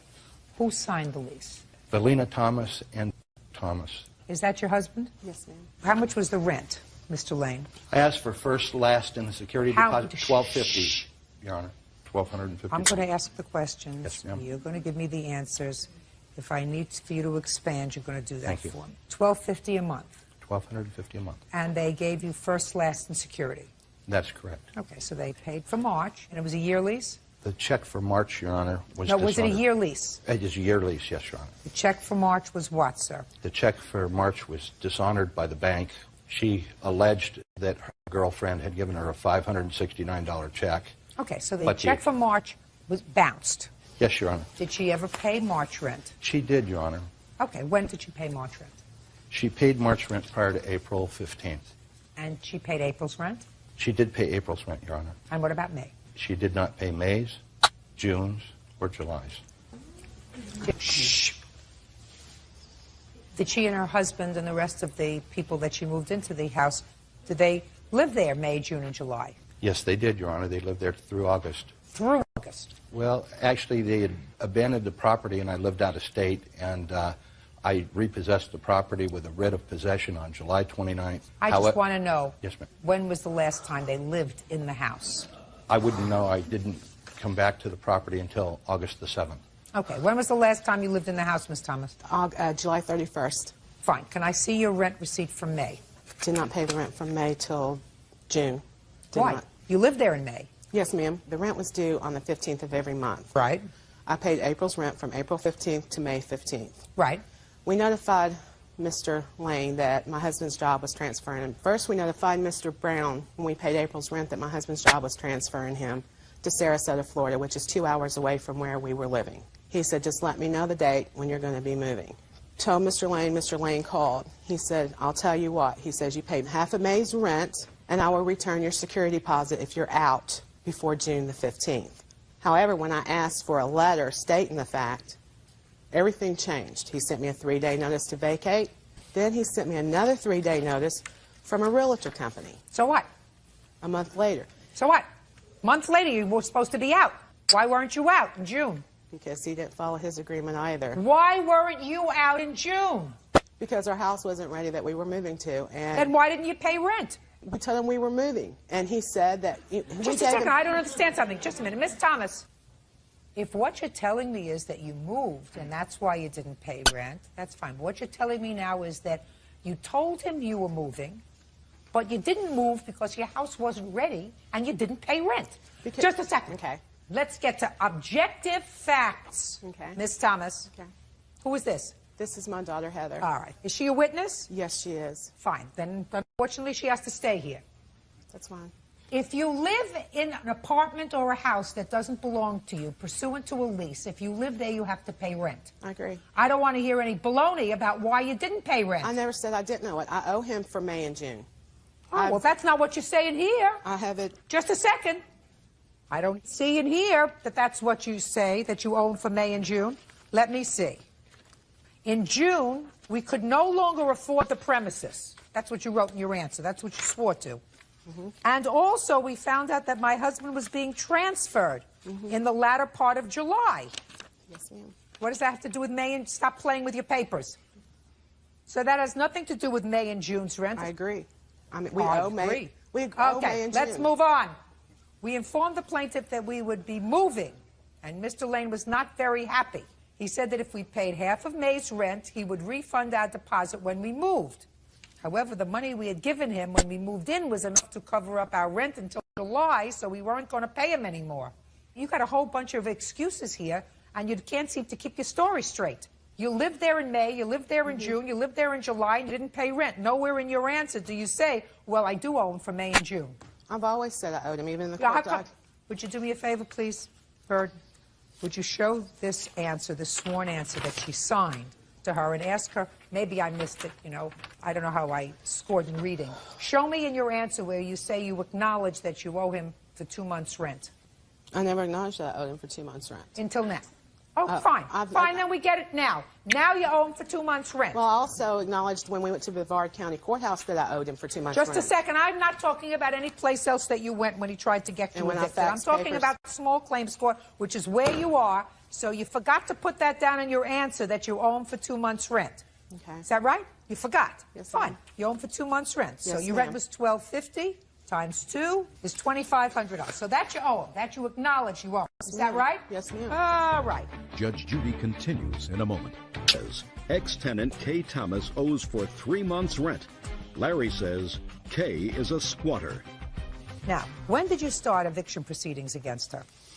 I attempted to start eviction proceedings in May. So you already knew that this was a lost cause with these people? I didn't believe it was a lost cause, Your Honor. Well, then why would you choose to evict them? I put a 3-day notice on her door precautionarily. Sir, they owe you $2,500 for the 2 months' rent. What about July, Your Honor? Shh. Just a minute. Okay. Now, did you get first month's rent and last month's rent? I did, Your Honor. Just a second. Listen to me. The last month's rent would have been July.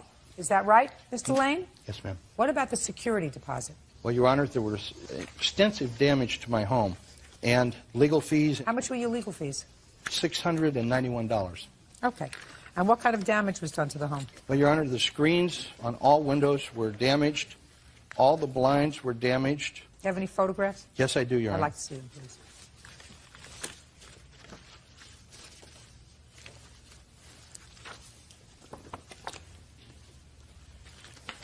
I also have receipts for blinds.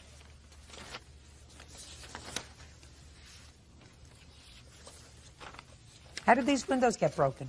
Can I see those pictures? I haven't seen them. Sure. Thank you.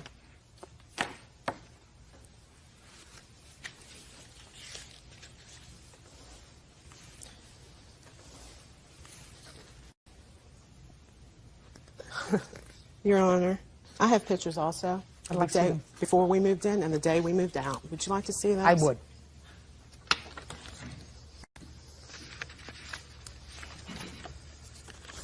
These are the 2 screens that he's claiming on the kitchen.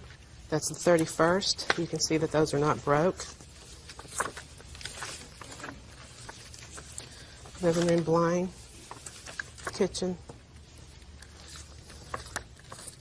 And the other one that we admitted to. These are the 2 that we admitted to as far as the blinds go. The dates are on them, Your Honor. Okay. Okay, so I have broken blinds. And can I clarify something really quick? He said that me and my husband and my daughter moved into the house. I have 2 daughters, and he met them both. He also came 2 days before he left for Bay City, Michigan. He came to my house, my last residency, unannounced, but he came. You mean the new place? The old place. Prior to moving to his residency, I lived in Cocoa Beach, and he came to my residency 2 days before I signed the lease with him. Yeah. He's talking about me moving my brother and my sister-in-law in. He met them. He knew them. He knew they were going to be staying there with us for a month or so till they found their own place. Mr. Lane? Yes, ma'am. Defendant acknowledges at this juncture that she owes you 2 months' rent. I would take that and be happy. What about the furniture she stole? Now let's get to the furniture. All right. Show me pictures of the furniture. I can't. I can only show you receipts, Your Honor, because I'm What having furniture photographs. did you take, Miss Thomas? You indicate that you took some stuff from the house. I didn't take anything. I sold it. You sold it? Yes, ma'am. I have receipts to that, where I sold it to and how much I sold it for. Let me see. The last 2 pages. Miss Thomas, why would you sell property that didn't belong to you? I sold the dining room set and the bedroom set. Why would you sell property that didn't belong to you? We had an agreement in the lease for me to purchase it. You mean you purchased it? Did you purchase it? No, we did not pay it in full. No, sir. No, ma'am. Okay. So you had a provision in the lease if you wanted to purchase it, but you didn't purchase it, and yet you sold it. Yes, ma'am. Well, you can't do that. I understand that. I did it out of anger because of what he done. He tried to have my electricity cut off. Your Honor, I have a subpoena from Florida Power and Light showing that I didn't turn her power off. You tried. But not only had she given him a false security number to get her power, she bounced checks on him, and that the power was turned off. And here it is, Your Honor, Can I exhibit see it, please? along with the subpoena. Fine. She also gave him a false address where she was moving to send the final bill. I corrected it for Florida Power and Light so they can collect from this deadbeat. Shh. You owe money? Yes, I'm paying them $75 a month. Yes, ma'am. For money that you owe them? Yes, ma'am. Well, you got to pay your bills, madam. If you don't pay your bills, bad things happen. They turn off your lights, they turn off your water, they turn off your electricity. That's what happens when you don't pay your bills. Listen, you can't sell property that doesn't belong to you. That.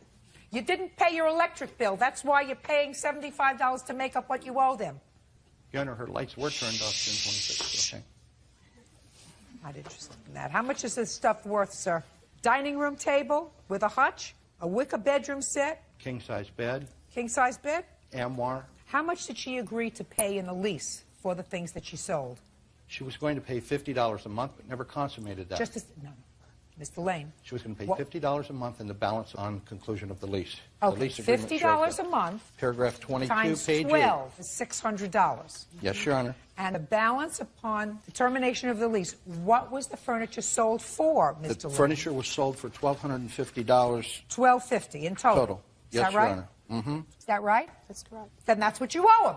I understand that. Never said I didn't owe him for it. Yes, you did. Show her the answer. She said the stuff he left in the house was a bunch of junk. I was referring to Just a second. I was referring to the refrigerator. Show me in here where It's you not in that acknowledge that you owe him money for the furniture that you sold. It's not in there, ma'am. Right. It's not in there. I was referring to the refrigerator. Mr. Lane, Yes, ma'am. I would like you to give me whatever proof you have that the Thomas family are squatters and scammers. Please. So far, I would tend to agree with you. Your Honor, I did a background investigation, and I should have done this prior to it, but my grandson was in a hospital.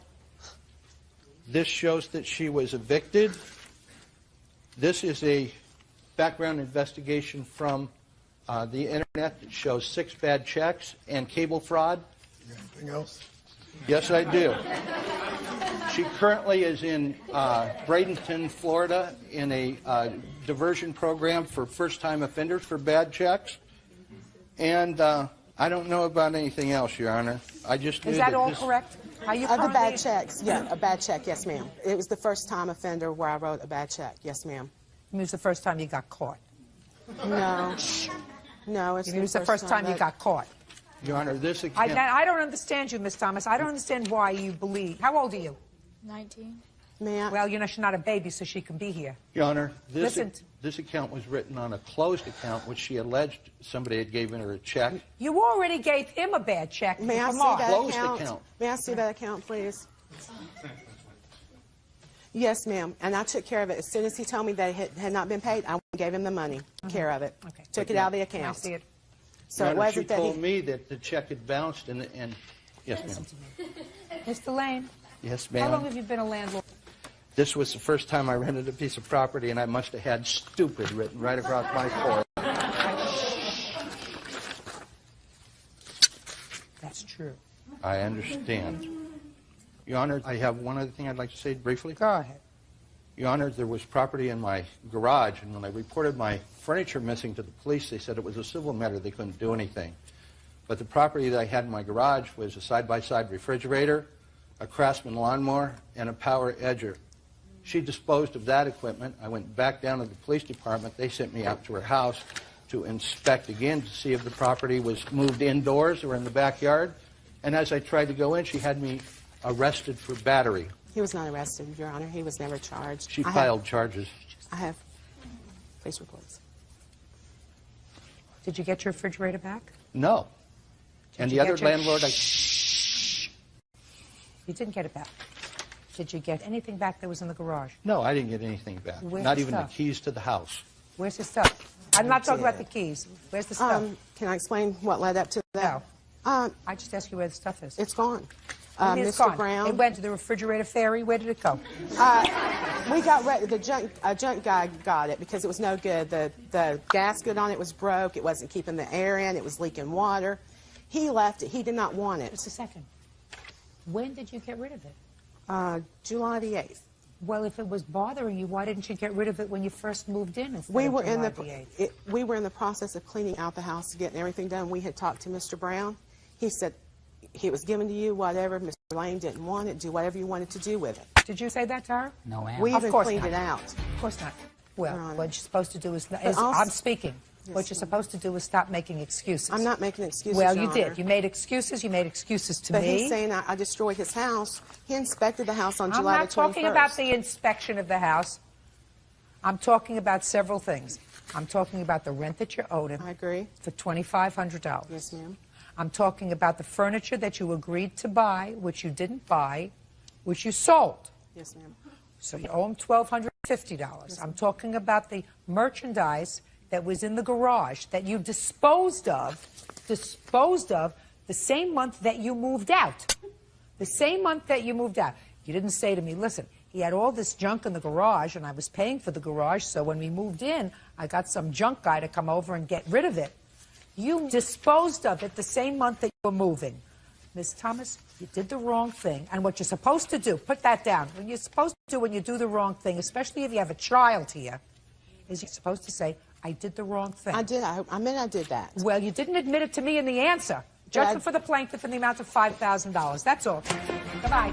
Parties are to The previous two landlords, she also squatted on them and sold their property, including a refrigerator as well. I would advise any landlord to look at property research records and make sure that they're talking to the exact reference, because she gave me false references in this case. I started to walk into the house to inspect it. She went like this in the doorway.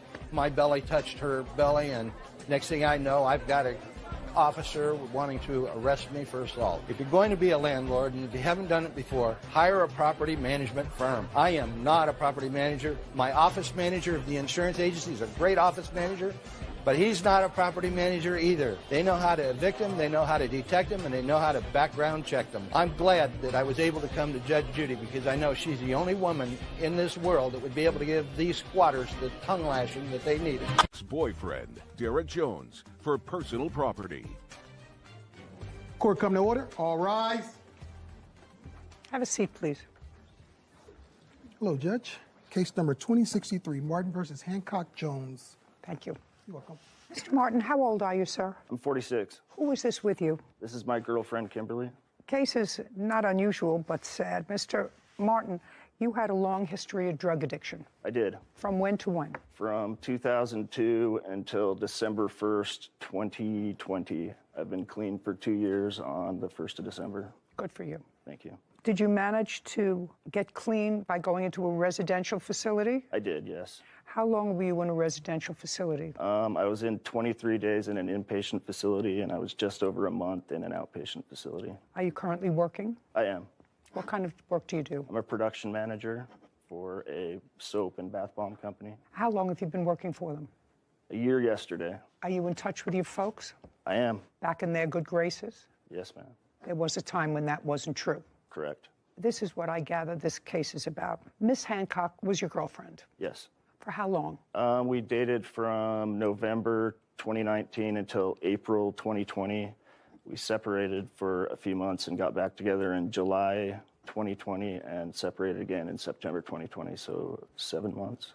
And it would be a fair statement, sir, that the reasons that you separated on both instances is because you relapsed into using drugs. Yes. And it would also be a fair statement that the first time you left the house at the defendant's request, you were unsuccessful permanently from ridding yourself of addiction, but you thought you were okay and you asked her to take you back.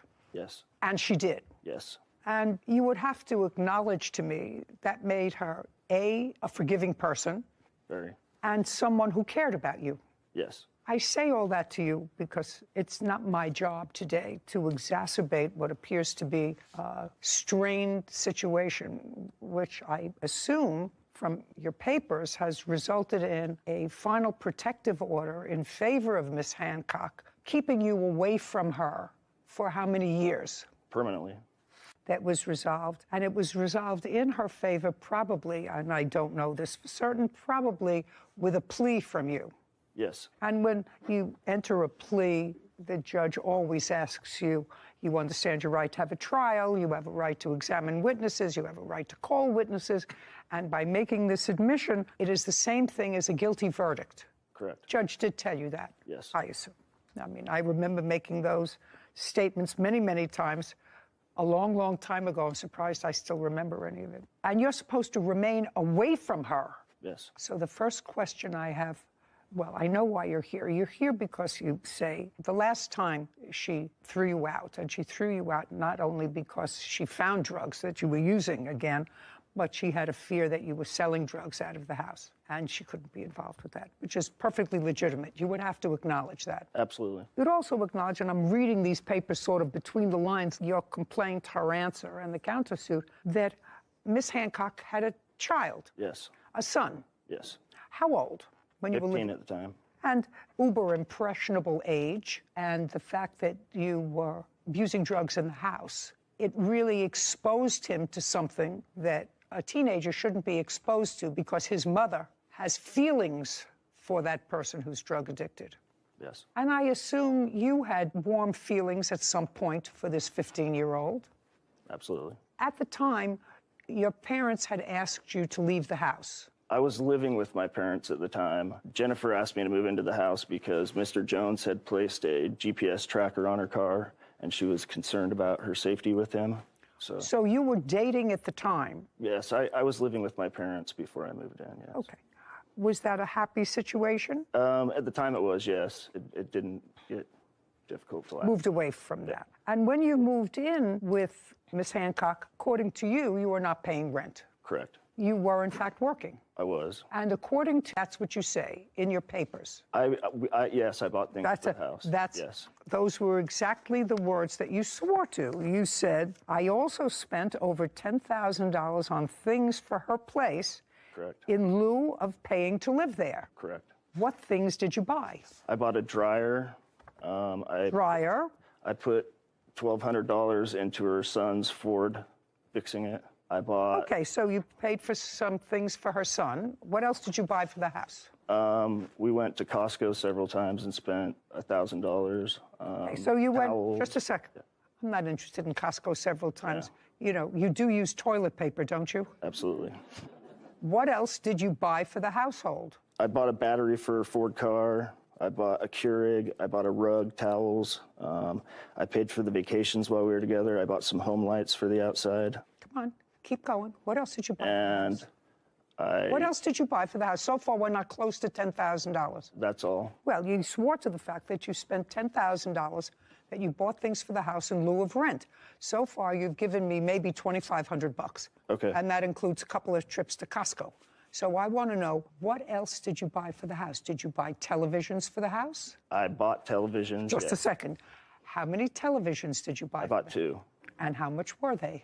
One was $1,700, the other one was $500. What else did you buy for the house? Those are the only items I remember buying for the house. Great. Now, what items do you claim that, because that's what this is about so far, what items do you claim that Miss Hancock kept that belonged to you when she told you to leave the second time? I have text messages saying... No, don't tell me text. I don't want to hear text messages. I want to hear what items you claim are your property that she kept when she told you to leave the second time. That requires things: a fishbowl, a guppy, a pair of shoes, a tie. And if you say any of those things, I'm going to throw you out of here because I don't waste my time over guppies. Yeah. So tell me what you are alleging that she kept. 2 TVs. Okay. An entertainment center. Just a second. You didn't tell me you told me you bought an entertainment center. What did you pay for the entertainment center? Originally, I paid $1,200. What else? I'm also asking for the return of a rehab center that she was kicked me out of, $2,500. Oh, don't be ridiculous. Keep going. Okay. And then 47 Nintendo 64 games. 47 what? Nintendo 64 games. So, Mr. Martin, because I'm going to make short shrift of this case, as you can see right now, and your girlfriend looks like a nice lady, I don't know why you're here. You seem to have problems with boyfriends. Yeah, I got to start picking them better. I do. This one put a tracker on you. This one, you have a protective order permanently. You have to figure these things out before ultimately you get very hurt.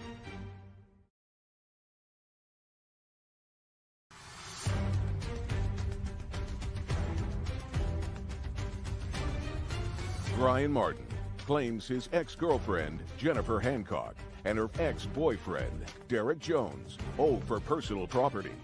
Jennifer and Derek are countersuing for harassment. Okay, so far, all the things that you told me that you bought for the house barely add up to the $10,000 that you swore that you purchased for things for the house in lieu of paying rent. Do you understand? I do. If I may also add, when we were separated the first time, I sold my marital home for $47,000. I cashed it at my bank and I put it into an account with her that I was an authorized user on. I did not get that money back because she removed my name from the account. So that money also went to purchase things while we were together that were for the house. I don't remember specifically what we bought. It was close to $20,000 that wasn't returned. But Mr. Martin, I can understand that. But you know, this is a court. Okay. This is not a guessing game. This is not a game show. If you're saying that because of whatever reason you put your money into an account that she had access to and you spent money together, I mean, it was a time that was a fog. Did Miss Hancock and or Mr. Jones ever return any property to you or to your parents' house? They did on November 20th. That was in 2021? Yes. What month in 2021 did they return things to your parents' house? It was November 20th to the 21st during the night. Were you present? I was not. I did not live there. So I would assume that you found out that that property was delivered to your parents' house from either Miss Hancock or your parents. My parents. And your parents aren't here today. They are not. Your girlfriend was not there when they were delivered. I have signed affidavits from them. From whom? From my parents about the property. Are your parents in any way disabled, or are either one of them in the military? No, my father was in the military, no longer. Well, that's the only reason you don't come in person to court if you're disabled, and I might accept an affidavit, or if you're unable to come to court by virtue of the fact that you're in the military. None of those things apply here, so I'm not taking any information that you have in an affidavit. Suffice it to say that they did, over a 2-day period, return a lot of property to your parents' house. Yes. And that, based upon my rough guesstimates, because you can't help me out anymore with that you swore in your complaint, Mr. Martin, that you spent in lieu of rent $10,000 Yes. in the home. Yes. And that was specifically because you weren't paying any of the household expenses. Yes. And all of the things that you added up to me, I don't know what 47 video games are, but I assumed that the 15-year-old played them more than you did. She says they were gifted to him. I don't know whether they were or they weren't. Certainly, if you want them back. Do you still have any of the video games? Yes, ma'am. Okay. And you want the video games, sir, or do you want to leave them where they are? I would like them. You would like them? Yes. Okay. Ms. Hancock, I'm going to make this as easy as possible. I would like you, not the boyfriend, I would like you to pack up those video games. And do you live in the same town, area, whatever? Close enough. Is there a police precinct where you can drop them off? Yes. Do you know what precinct number that is? I don't know the number, but I'm happy to drop them off at Bountiful City Police Department. Got it? Yep. Within 5 days from today, package up the videos that you have. She's going to give you back your video, your 47 video games. Okay? Okay. Take a breath. You have to say it's over. Tell me about your new girlfriend. Are you living together? We are, yeah. She's great. I love her. She's great. She's amazing. And you're fine? Yeah. And you're working? Mm-hmm. You have to put a period to this. Yes. A real period. I know. Okay? Ms. Hancock, you and are you currently together, or is this an ex-boyfriend? Ex-boyfriend. Ex-boyfriend. Well, you seem to have problems with boyfriends. You got to start picking them better. I do. This one put a tracker on you. This one, you have a protective order permanently. You have to figure these things out before ultimately you get very hurt. Absolutely. Okay. I read not only your answer, and I've resolved Mr. Martin's claim. He is going to get all of his videos back. You know that Ms. Hancock and Mr. Jones have a cross-claim for harassment. I do. And that was not made part of the criminal case, any restitution. No. It was not. Did the district attorney request any restitution? No. Why not? I was actually not involved. It was a criminal case, not a civil. Well, you were the complainant in the criminal case. The state of Utah is the one who filed it. But you were the complainant. They may have filed it. It actually says right here, state of Utah is the plaintiff. Of course. So, I know that I did contact the police and ask them to So do that. you Yes. were the complainant. Okay, yes. You know, it's the state of New York versus John Jones. It's the state of Utah versus John Jones, but there has to be a complainant. Yes. Somebody who was robbed, somebody who was the victim of stalking, somebody who was the victim of an assault. That's the complainant. That's who you were. Sorry, I misunderstood. Did you ever ask the district attorney for compensation for lost wages or anything else that you suffered as a result of this stalking? No, I was not aware I could actually do that. Okay, well, that's not something that I consider, but there is part of your counterclaim that is particularly troubling to me. And it is your claim on the counterclaim that Mr. Martin, at some point, photoshopped pornographic pictures of you. Yes. And I'm not sure when, because Derek found it and didn't tell me about it for a while because he was upset and he didn't want to upset me about it. When did you find it, Mr. Jones? That would have been after this first bogus stalking injunction he filed and lost. Bogus? He filed a fraudulent stalking injunction. He filed Stalking? Against me. So it was after that? Mm-hmm. And that was May of 2021? I'm trying to tell Mr. Martin, and I don't know how to make it any more clear to him, that his path going forward has to be putting a period, that in this whole scenario, you were the culprit. I did not do what they're claiming right there. Absolutely, 100%. I did not. You did not? Absolutely not. Okay. Let us assume, Mr. Jones, that you found on your car a pornographic picture that had been photoshopped with Miss Hancock's face and someone else's body. I'm assuming for a moment that that's true. Not that I have to look at it. I assume for the moment that's true. What proof do you have that Mr. Martin put that on your car? Well, the problem is I don't have any proof of that, but he had put other signs up. I have a police report. He was hanging signs on my property. He got arrested for doing that and tased. Okay. I mean... What I'm asking you specifically, that's what I'm particularly concerned about. We couldn't prove it was him. We couldn't prove it was him. Okay, fine. Do you have a new boyfriend? No, I do not. In what month was the protective order made final? May of 2022. Other than this experience, what happened? Oh, there's a fly. There's a fly. Oh, Mr. Jones, I'm expert at flies. That's not coming.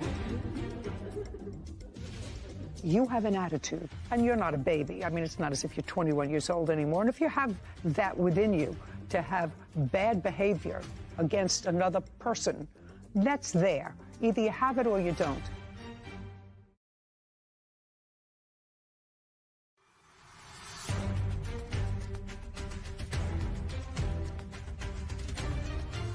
Brian Martin has accused his ex-girlfriend, Jennifer Hancock, and her ex-boyfriend, Derek Jones, of keeping his personal property. Jennifer and Derek are countersuing, claiming Brian was harassing them.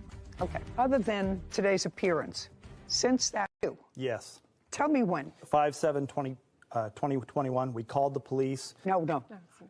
Pay careful attention to my question, Mr. Jones. Between May of 2022 and today, have you had any contact with Mr. Martin? Just his files, his claims. He keeps filing protective orders against me. When was the last time he filed a protective order against you? Well, he tried filing one a week before this, and I have that A week as well. before what? Before this case. Okay. And I have What that police report. They told him no. Okay. So they didn't allow him to file it? That one. But he's filed several others. I'm talking about between May... Nope, that's the last one. That was the last one. I'd like to see it, please, Kevin.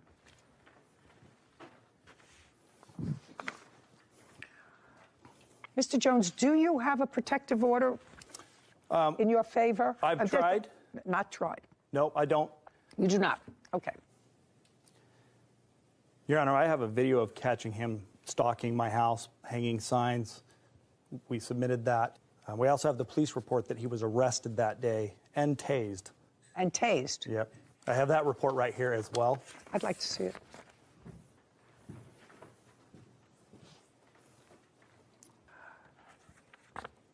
Mr. Jones, I'm going to go back to just May of 2020.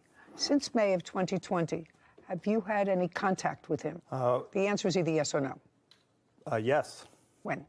He's submitted letters to my family. He has emailed me. I'd like to see the letters he submitted to your family. These are some. He said, oh, there's more. These were cease and desist Just letters. 1 second. Just 1 second.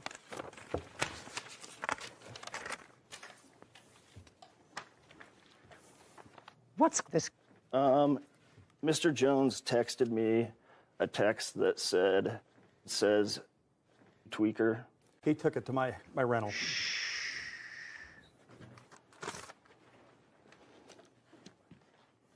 What are you giving me? These are letters he submitted to my houses or my rentals when he was trying to find me to Just a second. This was in relation. Mr. Jones had a temporary stalking injunction in place against him on February 7th, 2021. On May 5th, 2021, he was served that stalking injunction, and that is when the incident with the Bountiful Police took place that you're reading right now. Mm-hmm. He showed up to where I was getting my oil change. In addition to that, he has sent Facebook messages to my girlfriend that she's I'm here going to to testify tell you. I'm going to tell you that. You see how calm you are? Not him. You understand that? Not him. Probably not him, but definitely not him. And I'm going to just suggest to both of you that neither one of you want any other legal action. You already have a lifetime protective order issued against you in favor of Ms. Hancock. Yes. So I'm just telling you, I'd stay as far away from him, Mr. Martin, as I possibly could. Go a mile out of your way rather than go anywhere near where he is. That's fine. That's what I'm doing, now, ma'am. Mr. Jones, you have, and I've been around here for a long time, these kinds of buildings for a long time, you have an attitude. I can tell you have an attitude. And things may have been bad historically, but you know your behavior wasn't perfect historically. You would agree with that with Miss Hancock, correct? Absolutely. You would agree with that. Okay. And you're not a baby. I mean, it's not as if you're 21 years old anymore. And if you have that within you to have bad behavior against another person, that's there. Either you have it or you don't. And what I'm suggesting to you is that this is not going to be a good outcome if this animus continues. She's not your girlfriend anymore. He's got a new girlfriend. You don't have anything to do with him anymore. Nothing. If you have to travel a mile out of your way to avoid going anywhere where he gets lunch, coffee, a Jiffy Lube, or anything else, I would suggest that you do it. I've done that. He keeps filing protective orders. Good. Well, he can do that. So can you. And what I'm to try to temper it. If what you're going to do is to add fuel to this fire, then I think that it's really not a smart idea. Just gonna, yeah. The plaintiff will get his 47 videos back within 5 days. They will be dropped off at the local police precinct. What? May I actually say there's only 21 that was ever given, so there's not 47. How many do you have? We have 19 of those games. Okay, 19. Yes. You have any other property that belongs to him? No. No. Okay, we're done here. 19. 5 days. Police precinct. This court is adjourned. I'm disappointed because I've dealt with this man for over 2 years. He's just jealous of my awesomeness. I've moved on with my life. I have a new girlfriend, and I just want my things back. Whatever. I just want him out of my life. It's time to close the chapter. It's time to move on. I never want to see him again. I never want to hear from him again. People spend so much time with negative energy. Oh, yes. Sarah, if the one thing that you and all other single people out there can take away from this case is that women are supposed to be smart. And clearly, she had a nose for bad boys. Yeah. Because according to what we heard, the reason she invited him to come and live with her is because the different problem with a different boyfriend. Right, co-defendant, Mr. Jones, was really stalking her. And the same problem she had with the plaintiff. But stalking is an odd one. You have to be a little bit off to engage in stalking, to really terrorize somebody. Especially to the level of legal action for stalking. Yeah. Because I know the standard for getting a restraining order, even a temporary one, is very high, the standard. There has to be some pretty serious stuff that the judge reads. And he pled guilty. But Mr. Jones also acknowledged that he had not treated her well.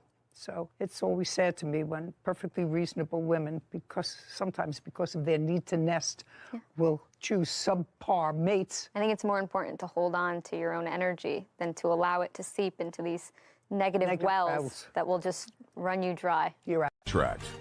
Court come to order. All rise. Have a seat, please. Case number 2030, Gordon versus Jackson Smith. Thank you. You're welcome. Miss Gordon, you're a wedding planner. Yes. You called her to plan a wedding that you were having in Las Vegas. Yes. Is your husband? Yes. The wedding was scheduled for what date? April 30th of 22. Your lawsuit against the defendants is for the balance of a fee that you say is due and owing to you. Ms. Jackson and Mr. Smith are counterclaiming for a whole bunch of things. They said that not only didn't they get everything that they paid for, that you selected the venue, and they were ejected from the venue because they weren't allowed to have a wedding there or serve liquor. So what was your fee that you quoted the defendants, and how much of that fee did they pay? My fee for planning the wedding was $4,000. And that $4,000, was that fee reduced to a contract? Yes, it was. I'd like to see it. Okay.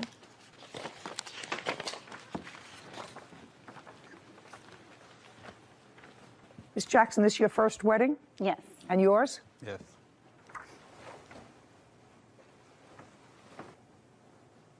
Okay, your total fee was $4,000 and a deposit of $2,000. Did they give you a deposit? Yes. Okay, so they signed an agreement to pay you $4,000. How much did they pay you in total? In total, for our planning fee, they paid... No, in total, how much did they pay your company? $2,000. $2,000. Correct. So how our company is set up is we're set up as an affordable payment plan for a wedding. So we set up our clients on a payment plan. So they also pay the expenses of all of their wedding through us. So you have to send them an invoice for what it was that you spent for the vendors. Correct. Okay. And then also the default of that contract states that if they miss payments, they have breached the contract. That's why we're here. Each of you is accusing the other of breaching this agreement. You say that they didn't finish paying you what they owed you, and they say you didn't furnish the services to them that they signed up for the wedding. They gave you $2,000, and the wedding was supposed to be held where? The banquet hall. Did you send them a deposit?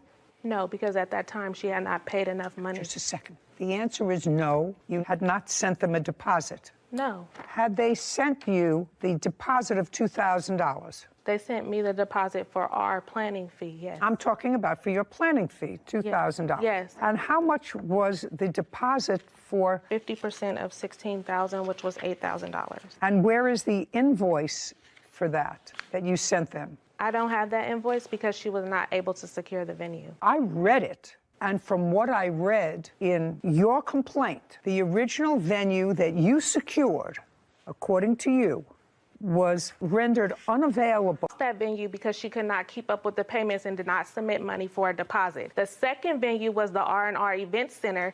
That venue she lost because a pipe broke in the venue. Okay, just a second. R&R Event Center. And when was that taken? That was booked on March 11th, 2022. And I do have the invoice for that. And how much was it? $2,250. Okay, that's much better than $8,000. Okay. Did she put in a deposit? Deposit was made from the monthly payments that she makes towards her wedding. Show me invoices that you sent her every month. Yes, I have that. Well, I'd like to see them. This is the statement of the account. It lists all the invoices that she was sent on a monthly basis. So she paid you the $20,000 that was invoiced. Her wedding cost a total of $23,600. No, that's not what I said. Opening balance was zero. Invoice $20,451.57. Paid $19,356.57. That's what this says. Uncross your arms. Correct. No, that's so correct. she paid for everything. Now. No, she didn't pay for everything because, as I just stated, her wedding cost a total of $23,651. Let's go back to, because I see that we're not getting anywhere.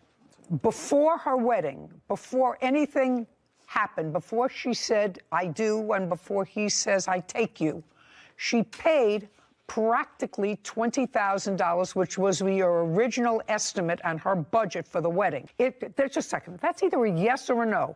Before the wedding, your original budget that you were given by the defendant, I read the papers, was $20,000. So, and as that's either a yes, I read the papers, or a no. Yes, that is the budget she stated she would like to stay around. But however, in planning a wedding, you cannot give an exact of how it's going to cost. I didn't say that. I didn't, Madam, pay careful attention to me. I've made 16 weddings. I've had 16 event planners. I know exactly how it works, and I know exactly that you can't always predict to the $100 or $50 or sometimes $500 how much more the wedding is going to cost. It never costs less. That's not what I said to you. I said by the time the wedding took place, she had paid the vast majority of the original amount that she said she wanted to spend for the wedding. And that is accurate. She said she wanted... just a second. So the answer is no. That's what she wanted to spend, exclusive of your fee. Correct. Now, of your fee, she gave you an initial deposit, or they did, of $2,000. So... That's either a yes or a no. She gave you $2,000. Did she ever pay you the other $2,000 for the fee? And the rest of the expenses that you want are the additional expenses over and above the $20,000 that... Stop shaking your head. Over and above what she originally said she wanted to spend. Correct. Now, I'm going to get to what happened just about a week before the wedding. Okay. You had booked a place. She had paid for the place, $2,250. Yes. And that was at R&R. According to you, something happened at R&R. Stop shaking your head. It's annoying. something happened at R&R. What happened at R&R and when? Correct. The wedding was scheduled to happen on April 30th. Tell me what happened at R&R. I was informed by Rico, the owner, sitting on that side, that a pipe had busted and the venue would no longer be available for usage on her wedding date. And on what date was that? It was around the week before her wedding, or 2 weeks before her wedding, sorry. Date? I don't have the exact date. You own, manage, or what, this R&R? I'm the owner of R&R Events and Okay, tell me your last name, sir. Cox, C-O-X. Do you remember having a conversation with the plaintiff about the venue? Yes, ma'am. Do you remember when it was? March 25th of 2022. Can you tell me what you said to her and what she said to you? We had a conversation. I'm like, hey, problem with my venue. I had a pipe that busted. I won't be able to host their wedding. Well, their reception, I should say. So I informed her I can put her in contact with other venues that I may know, or I could send her back the deposit. She asked for the deposit back. I sent the deposit back probably within the hour. How much was the deposit? $2,250? No, ma'am. How much was it? $1,125, which was half. So 50%? Yes, ma'am. So you sent her back the deposit? Yes, ma'am. Did you receive the deposit, Miss Gordon? Yes, I did. The wedding wasn't until April 30th. So you had plenty of time. Well, not plenty of time. You had time to look for a new venue, or else they were going to have to change the date. Correct, and they found Just it. Shh. What venue, you can sit down, Mr. Cox, thank you very much. What venue did you select? And had you ever used them before? No, I had not. I never worked with a challenge budget like this for a venue. If you don't like the budget, don't take the gig. Yeah, I won't. And that's where the reception was held. But that venue was not allowed to have this kind of party. I was not aware of that until the day of the wedding. That's your problem. The entire time. The wedding was not closed until after the wedding had already ended. So they used the venue regardless. Okay. Miss Gordon, it's your job as the event planner, which is what I don't understand you being here. It's your job as the event planner. They don't live in Las Vegas. That's your job to ensure that the place that you select is a venue that's capable of performing the duties that you outlined in your contract, which means they serve food, they're allowed to serve liquor, they're allowed to dance, they're allowed to host an event of how many people? It was supposed to be 120, but all of my guests didn't get their invitation. So. Okay, so over 100 people. Your Honor, it wasn't that they were not allowed to have the wedding there. They were allowed to have the wedding there. What they were not allowed to do was the business was not allowed to operate after a certain time, and that is what the business owner produced to us. Just a second. You want to show me a contract that she signed with that business owner? Miss Gordon? Yes, I do. Yeah, I would like to see the contract that you signed with this business owner.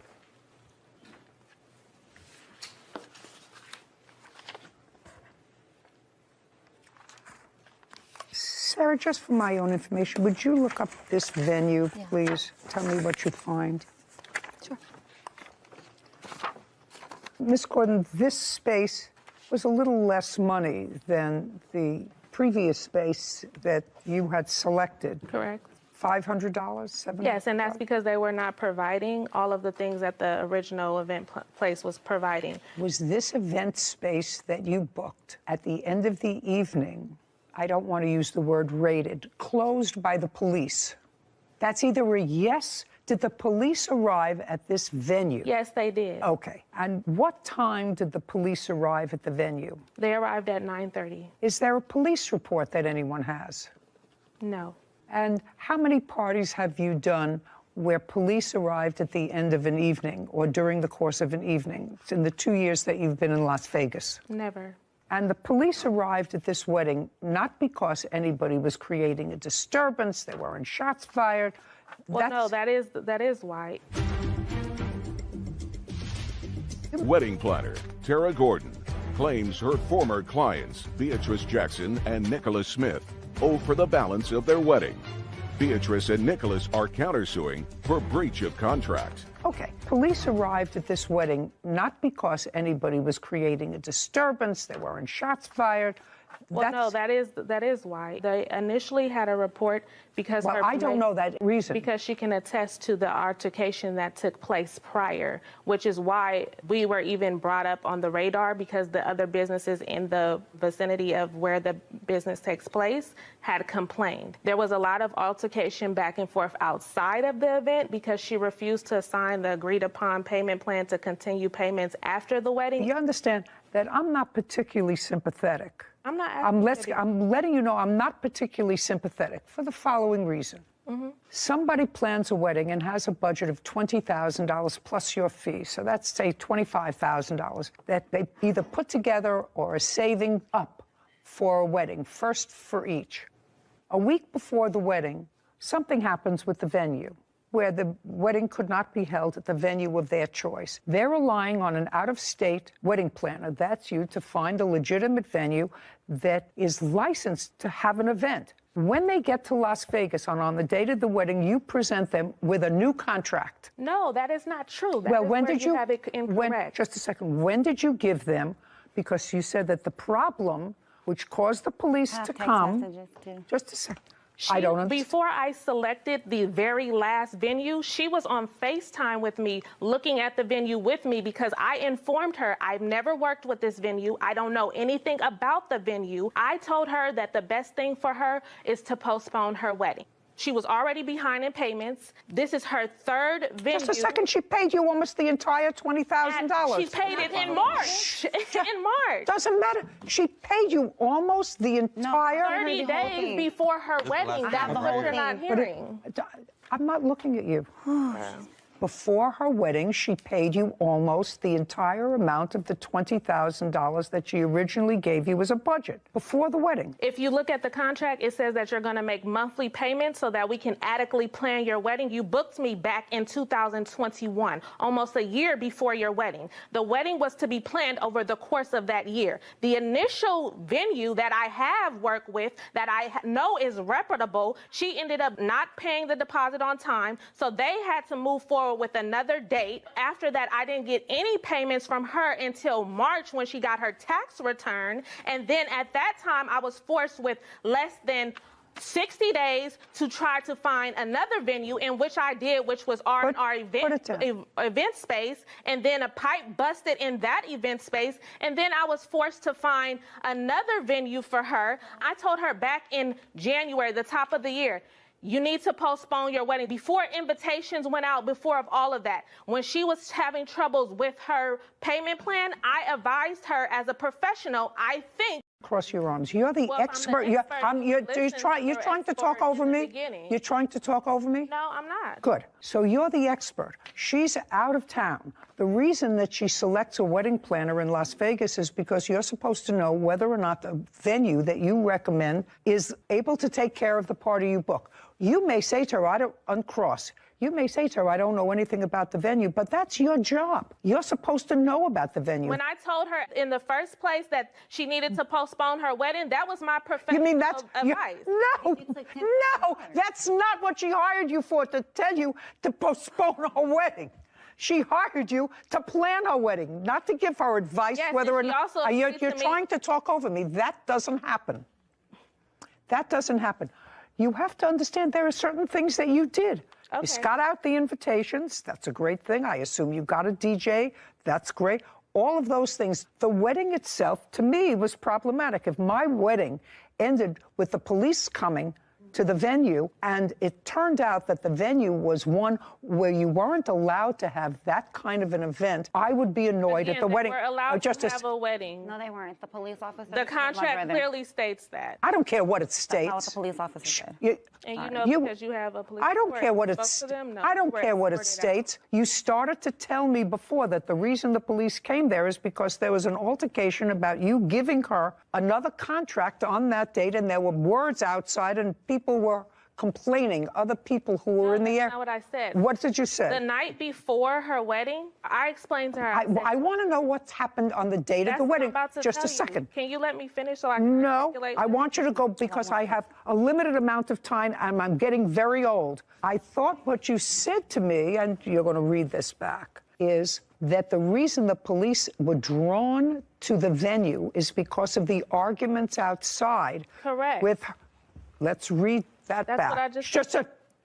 That was on the date of the wedding. Correct. You got married, and you're happy, and you had people at the wedding. You got a free wedding. And you $20,000. You're almost done. Do you understand? You're almost finished. Go ahead. We were brought up on the radar because the other businesses in the vicinity where the event took place had complained. There was a lot of altercation back and forth outside of the event because she didn't agree to sign the payment plan. Okay. So the reason that was because there were altercations about this second contract.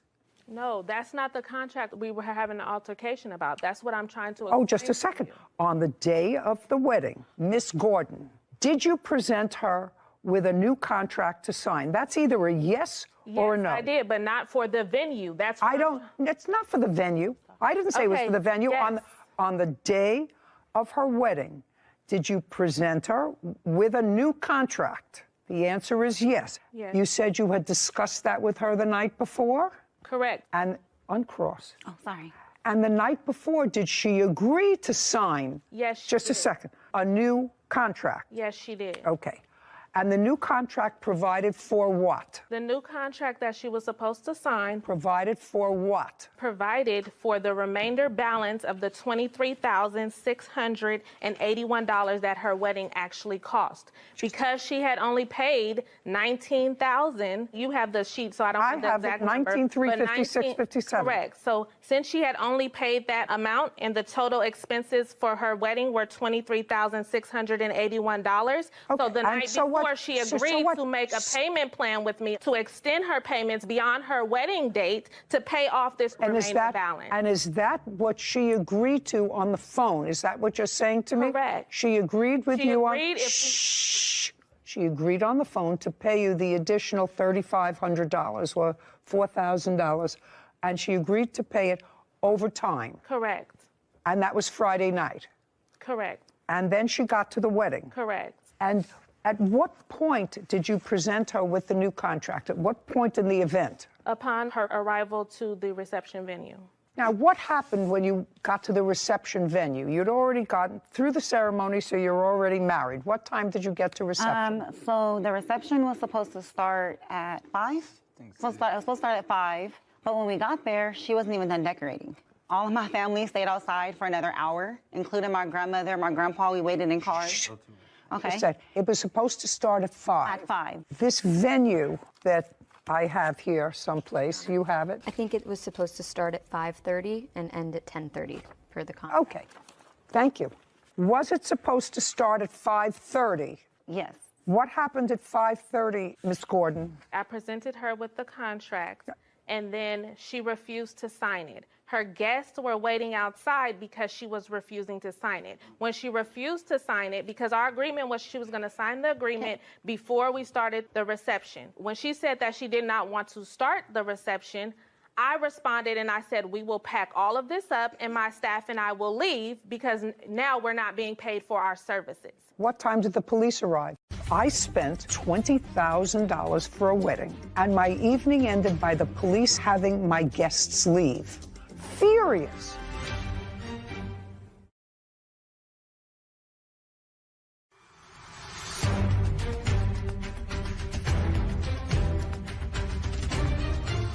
Wedding planner Tara Gordon has accused her former clients, Beatrice Jackson and Nicholas Smith, of refusing to pay the remaining wedding balance. Beatrice and Nicholas claim Tara booked an illegal venue for their reception. So, what time did the police arrive? The police arrived at 9:30. And did the police tell everyone to leave? Yes, they did. And told everyone that they had to leave? They arrived and they told me that everyone had to leave. Whether they told you or whether they told them. Yes. They said the place had to be clear. Correct. And that was an hour before the termination of the event. So at the end, the event was... The event was supposed to end at 10:30. Police arrived at 9:30. That's according to you. That's an hour short of the event time she was supposed to have at the venue. No, the event was supposed to end at 9:30. This is her timeline of events that was supposed to take place. This is the contract. That's the time that I have the venue too. I have to clean up. The agreed upon timeline is here. The wedding was supposed to end at 9:30, giving me an hour to clean up. I'll take a look at what you have. I'm just telling you that this is the signed contract. That's signed between me and the venue because they were giving me an extra hour to clean up. That doesn't say that in here. Because I booked it for a timeline. I booked it from 5:30 to 10:30. I outlined everything that takes place. It ended at the last song of the night was at 9:30. And she went through the last song. We made it through the last song of the night on time. Could I take a look at that? I just can't wait till it's my turn. Well, the last song of the night was supposed to start at 9:30. Yes, and it started earlier because we made it through and she was done dancing. And by the time the police came, it was just mingling and dancing going on. So she had made it through her entire wedding reception is what I'm trying to state. Yes, Mr. Cox. Please. Hey, Your Honor, I'm back. That's not true. The police actually came at 9 o'clock, and... Were you there? I was the DJ. You were the DJ? Yes, ma'am. Oh. That didn't get paid. Don't. Oh, he got Don't. paid. He got paid. Speak. So the police arrived at 9 o'clock. That's correct. And what happened when they arrived, Mr. Cox? So By the way, did you know them before the wedding? No, ma'am. Did you know? I'm not talking to you. I'm talking to him. She booked your services. Yes, ma'am. And how much were your services for the night? My DJing services were $500. Were you paid? No, ma'am. What happened when the police arrived? The police came, asked everyone to leave. Do you know anything about this venue space where the wedding took place? Yes, ma'am. Tell me about it. It's a storefront. So are a lot of venues in Las Vegas. Your case is dismissed. Do you understand? This is not a free-for-all. As far as I'm concerned, you got almost exactly what her budget called for. And I have one vendor that wasn't paid. Because she didn't pay. It's clear. Well, how do I know that you paid the other vendors? At least I know one vendor that you didn't pay. And she paid almost $20,000. They got paid because... Okay. I have two things. I have one vendor that's here that wasn't paid. You were paid almost $20,000. The balance, part of it, is for your fee. Part of it is my for... fee was not... Are you saying that part of this money that you're suing for, this $4,000, was not part of your fee? The $4,000 that I'm suing for is part of my fee. Of course, that's what I said. So part of that money was for your fee, and part of it was for vendors. I have one vendor here who says he wasn't paid. Well, I have receipts from other vendors if you like to see. No, I know you had a lot of vendors, but you didn't pay him. He's the only I didn't pay him body. because she didn't pay me. It's clear. She didn't pay me enough money to pay her venue. I have here proof of how much every item in her wedding cost, which exceeded the $19,000 that she paid. Clearly, she owes more money. That's the facts of the matter. She owes more money to what her wedding cost. She's countersuing you for ruining her wedding because you booked it at a venue that wasn't allowed to have a wedding. She's got a counterclaim for far more than your claim. Bottom line is, she picked a wedding planner, she picked a venue, she tacitly approved this change of venue. Both of you had to at the last minute, but you did that relying on the wedding planner to find a venue that was capable to hold the event, and it wasn't. It wasn't. That's your job. Your job is to find an appropriate place so that the police don't raid a wedding a half hour before it's over. That's not the way a wedding is supposed to end. So what I want you to tell me is you're suing her for $4,300. How much of that $4,300 is your fee? $2,000. And you didn't pay him? No. So that's $24 minus $500. You didn't pay him because you have to pay him. I pay him. Part of it was to pay him. I'm deducting it. Okay. I'm not paying you for your fee. Okay. You booked the wrong space for your fee. So far, I have $1,825. Other than the DJ, who else in the DJ? ถ้าคืนหนึ่งบนรถบัสที่เงียบงันคุณเจอกระเป๋าเงินที่อาจเปลี่ยนชีวิตคุณได้ทั้งชีวิตในวันที่คุณกำลังหมดหวังที่สุดไม่มีใครมองเห็นไม่มีใครรู้คุณจะเลือกอะไรเงินที่ช่วยให้คุณรอดหรือความซื่อสัตย์ที่อาจทำให้คุณลำบากกว่าเดิมเรื่องจริงบนรถบัสกลางดึกคืนนั้นเริ่มต้นจากการตัดสินใจเพียงไม่กี่วินาทีแต่สิ่งที่เกิดขึ้นหลังจากนั้นทำให้ทั้งชีวิตของใครหลายคนเปลี่ยนไปตลอดกาล ดูให้จบแล้วคุณอาจพบว่าการเลือกเล็กๆของคุณในวันหนึ่งอาจเป็นคำอธิษฐานที่พระเจ้ากำลังรอฟังอยู่บนรถบัสกลางดึกที่มีคนนั่งไม่มากแอบทำสิ่งนี้โดยไม่ให้ใครรู้หลังดูจบคุณจะอธิษฐานแน่นอนเสียงเครื่องยนต์ของรถบัสดังครางต่ำอย่างสม่ำเสมอแสงไฟสีส้มสลัวส่องผ่านม่านหน้าต่างที่สั่นไหวถนนยามดึกว่างเปล่า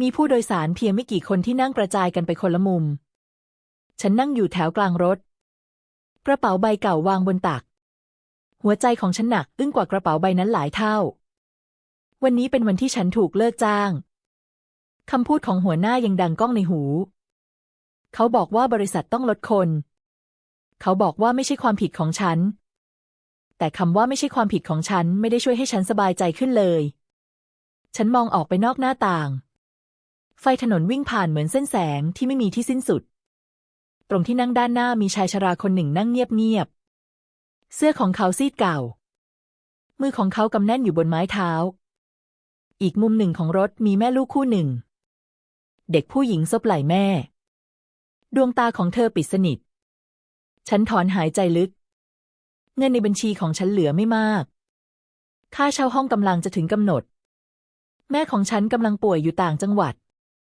ความคิดเหล่านี้หมุนวนอยู่ในหัวไม่หยุดรถบัสจอดรับผู้โดยสารเพิ่มที่ป้ายเล็กๆริมถนนชายวัยกลางคนก้าวขึ้นมาอย่างเร่งรีบเขานั่งลงใกล้ประตูไม่กี่นาทีต่อมาฉันสังเกตเห็นบางอย่างกระเป๋าสตางค์ของเขาหล่นอยู่ข้างที่นั่งเขาไม่รู้ตัวไม่มีใครในรถดูเหมือนจะเห็นหัวใจของฉันเต้นแรงขึ้นฉันก้มมองกระเป๋าสตางค์นั้นมันอยู่ใกล้เท้าของฉันเพียงเอื้อมมือในหัวของฉันมีสองเสียงที่กำลังต่อสู้กันเสียงหนึ่งบอกว่าเงินก้อนนี้อาจช่วยให้ฉันผ่านเดือนนี้ไปได้อีกเสียงหนึ่งบอกว่าความลำบากไม่ใช่ข้ออ้างของการทำผิดฉันนึกถึงแม่ของฉันนึกถึงคำสอนของท่านตั้งแต่ฉันยังเด็กท่านเคยบอกว่าคนเราสูญเสียเงินได้แต่ถ้าสูญเสียความซื่อสัตย์จะยากที่จะได้กลับคืนรถบัสยังคงเคลื่อนตัวต่อไปไม่มีใครสังเกตเห็นความลังเลของฉันมือของฉันสั่นเล็กน้อยฉันค่อยๆก้มลงหยิบกระเป๋าสตางค์ขึ้นมาอย่างเงียบที่สุดหัวใจของฉันเต้นดังจนแทบจะได้ยินฉันเปิดมันช้าๆธนบัตรหลายใบเรียงอยู่ด้านในบัตรประจำตัวของเขาอยู่ตรงช่องสายใบหน้าของเขาในบัตรดูเหนื่อยล้าฉันเงยหน้ามองเขากำลังมองออกไปนอกหน้าต่างอย่างเหม่อลอยบางทีเขาอาจมีเรื่องหนักใจเหมือนฉันบางทีเงินในกระเป๋านั้นอาจเป็นเงินค่ารักษาของใครบางคนหรืออาจเป็นค่าเทอมของลูกความคิดเหล่านั้นทำให้มือของฉันเย็นเฉียบฉันกลืนน้ำลายช้าๆแล้วทำสิ่งหนึ่งโดยไม่ให้ใครรู้ฉันลุกขึ้นอย่างเงียบๆก้าวไปยังที่นั่งของเขาหัวใจเต้นแรงจนแทบทะลุอกและในวินาทีนั้นก่อนที่ฉันจะเอ่ยคำพูดใดๆสายตาของเขาก็หันมาสบกับฉันพอดีสายตาของเขาหันมาสบกับฉันพอดีดวงตาคู่นั้นเต็มไปด้วยความเหนื่อยล้าแต่ลึกลงไปมีประกายของความอ่อนโยนฉันยื่นกระเป๋าสตางค์ให้เขามือของฉันยังสั่นเล็กน้อยฉันพูดด้วยเสียงเบาคุณทำกระเป๋าสตางค์ตกค่ะเขาก้มมองมือของฉันสีหน้าของเขาเปลี่ยนไปทันทีเขารีบล้วงกระเป๋ากางเกงของตัวเองแล้วพบว่ามันว่างเปล่าลมหายใจของเขาขาดช่วงเขารับกระเป๋าสตางค์ไปอย่างรวดเร็วเปิดดูด้านในด้วยมือที่สั่นยิ่งกว่าฉันเมื่อเห็นว่าทุกอย่างยังอยู่ครบเขาหลับตาลงช้าๆเหมือนคนที่เพิ่งรอดพ้นจากบางสิ่งที่น่ากลัวขอบคุณมากจริงๆเสียงของเขาแผ่วเบาแต่เต็มไปด้วยความจริงใจคุณไม่รู้เลยว่ามันสำคัญกับผมแค่ไหนฉันยิ้มบางๆหัวใจที่เคยหนักอึ้งกลับรู้สึกเบาขึ้นอย่างประหลาดฉันพยักหน้าเล็กน้อยแล้วกำลังจะเดินกลับไปที่นั่งแต่เขาเรียกฉันไว้เดี๋ยวก่อนครับฉันหยุดเขาล้วงมือเข้าไปในกระเป๋าสตางค์หยิบธนบัตรหลายใบออกมาแล้วพยายามยื่นให้ฉันรับไว้เถอะครับถือว่าเป็นการตอบแทนฉันมองเงินในมือของเขาภาพค่าเช่าห้อง ภาพใบเสร็จค่ารักษาของแม่ภาพความกังวลในอนาคตผุดขึ้นมาในหัวอีกครั้งเพียงแค่เอื้อมมือออกไปปัญหาบางอย่างของฉันอาจเบาลงทันทีแต่ในขณะเดียวกันเสียงของแม่ก็ดังก้องขึ้นในใจความดีที่แท้จริงไม่ควรมีเงื่อนไขฉันสูดลมหายใจลึกแล้วส่ายหน้าเบาๆไม่เป็นไรค่ะแค่คุณได้ของคืนครบก็พอแล้วเขามองฉันนิ่งเหมือนกำลังประเมินบางอย่างในตัวฉันแล้วรอยยิ้มที่อบอุ่นก็ปรากฏขึ้นบนใบหน้าเขาคุณกำลังมีเรื่องลำบากอยู่ใช่ไหมคำถามนั้นทำให้ฉันชะงักฉันพยายามฝืนยิ้มไม่มีอะไรหรอกค่ะแต่บางครั้งดวงตาของคนเราพูดความจริงมากกว่าคำพูดเขามองฉันอย่างเข้าใจผมผ่านจุดนั้นมาแล้วเขาพูดช้าๆหลายปีก่อนผมเคยนั่งรถบัสตอนดึกแบบนี้ไม่มีเงินติดตัวมากนักไม่มีงานไม่มีความหวังผมเคยเก็บเงินที่คนอื่นทำตกผมคิดว่ามันคือทางรอดแต่คืนนั้นผมกลับบ้านไปพร้อมกับความรู้สึกผิดเงินก้อนนั้นหมดไปอย่างรวดเร็วแต่ความรู้สึกผิดอยู่กับผมนานหลายปีผมนอนไม่หลับหลายคืนผมรู้สึกว่าตัวเองเล็กลงทุกวันเขาก้มมองมือของตัวเองตั้งแต่นั้นมาผมสัญญากับตัวเองว่าจะไม่แลกศักดิ์ศรีกับเงินอีกรถบัสแล่นผ่านไฟแดงแสงสีแดงสะท้อนบนใบหน้าของเขาวันนี้เงินในกระเป๋านี้คือค่าผ่าตัดของภรรยาผมถ้าหายไปผมไม่รู้จะทำอย่างไรคำพูดนั้นทำให้ลมหายใจของฉันสะดุดฉันมองเขาด้วยความตกใจภาพของผู้หญิงคนหนึ่งที่รออยู่ในโรงพยาบาลผุดขึ้นมาในจินตนาการของฉันถ้าฉันเลือกอีกทางหนึ่งเมื่อครู่ชีวิตของใครบางคนอาจเปลี่ยนไปตลอดกาลหัวใจของฉันสั่นไหวบางครั้งชีวิตทดสอบเราในช่วงเวลาที่เราอ่อนแอที่สุดเขาหยิบกระดาษใบเล็กออกมาจากกระเป๋าเสื้อและยื่นให้ฉันนี่คือนามบัตรของผมเป็นเจ้าของร้านซ่อมเครื่องจักรถ้าคุณกำลังมองหางานแวะมาหาผมไม่รู้ว่าคุณทำงานอะไรแต่ผมเชื่อว่าคนที่เลือกทำสิ่งถูกต้องในวันที่ยากที่สุดคือคนที่ผมอยากร่วมงานด้วยคำพูดนั้นเหมือนแสงสว่างในอุโมงค์มืดฉันรับนามบัตรมาด้วยมือที่ยังสั่นน้ำตาเริ่มคลออยู่ที่ขอบตาฉันไม่คิดเลยว่าการตัดสินใจเพียงไม่กี่วินาทีจะเปิดประตูบานใหม่ให้ชีวิตรถบัสเริ่มชะลอความเร็วป้ายถัดไปคือจุดที่เขาต้องลงก่อนจะลุกขึ้นเขาหันมามองฉันอีกครั้งอย่าหมดหวังนะครับบางครั้งพระเจ้าทดสอบเราเพื่อดูว่าเรายังเป็นคนแบบไหนในวันที่ไม่มีใครมองประตูรถบัสเปิดออกลมเย็นยามดึกพัดเข้ามาเขาก้าวลงจากรถแล้วหายไปในความมืดของถนนฉันนั่งนิ่งมองนามบัตรในมือตัวหนังสือเล็กๆบนนั้นดูธรรมดาแต่สำหรับฉันมันคือโอกาสมันคือคำตอบของการอธิษฐานที่ฉันยังไม่ทันเอ่ยรถบัสเคลื่อนตัวต่อฉันเอนหลังพิงเบาะปล่อยให้น้ำตาไหลเงียบๆในใจของฉันเริ่มมีคำอธิษฐานผุดขึ้นไม่ใช่คำอธิษฐานขอเงินไม่ใช่คำอธิษฐานขอความสะดวกสบายแต่เป็นคำอธิษฐานขอให้ฉันเข้มแข็งพอที่จะเลือกสิ่งถูกต้องแม้ในวันที่ชีวิตบีบคั้นที่สุดฉันกำลังจะหยิบโทรศัพท์ขึ้นมาเพื่อส่งข้อความหาชายคนนั้นตามนามบัตรในวินาทีนั้นเองเสียงประกาศจากหน้ารถบัสดังขึ้นแจ้งเหตุฉุกเฉินบางอย่างที่ทำให้ผู้โดยสารทั้งคันเงียบกริบและสิ่งที่คนขับพูดต่อจากนั้นทำให้หัวใจของฉันหยุดเต้นไปชั่วขณะคนขับประกาศว่ามีอุบัติเหตุเกิดขึ้นข้างหน้ารถทุกคันต้องหยุดชะลอถนนเส้นนี้ปิดชั่วคราวเสียงฮือฮาเบาๆดังขึ้นในรถผู้โดยสารบางคนลุกขึ้นชะโงกมองออกไปนอกหน้าต่างแสงไฟไซเรนสีแดงและสีน้ำเงินสะท้อนเข้ามาในตัวรถฉันมองออกไปด้วยหัวใจที่เต้นแรงภาพที่เห็นทำให้ลมหายใจติดขัดมีรถจักรยานยนต์ล้มอยู่กลางถนนมีคนกำลังนอนนิ่ง เจ้าหน้าที่กำลังช่วยกันปฐมพยาบาลเสียงรถพยาบาลดังแหลมทะลุความเงียบของคืนทันใดนั้นฉันนึกถึงชายคนนั้นเขาเพิ่งลงไปไม่กี่นาทีป้ายที่เขาลงอยู่ไม่ไกลจากจุดเกิดเหตุหัวใจของฉันเริ่มสั่นอย่างควบคุมไม่อยู่ฉันลุกขึ้นจากที่นั่งทันทีกดกริ่งขอลงแม้รถบัสจะยังไม่ถึงป้ายถัดไปคนขับหันมามองฉันผ่านกระจก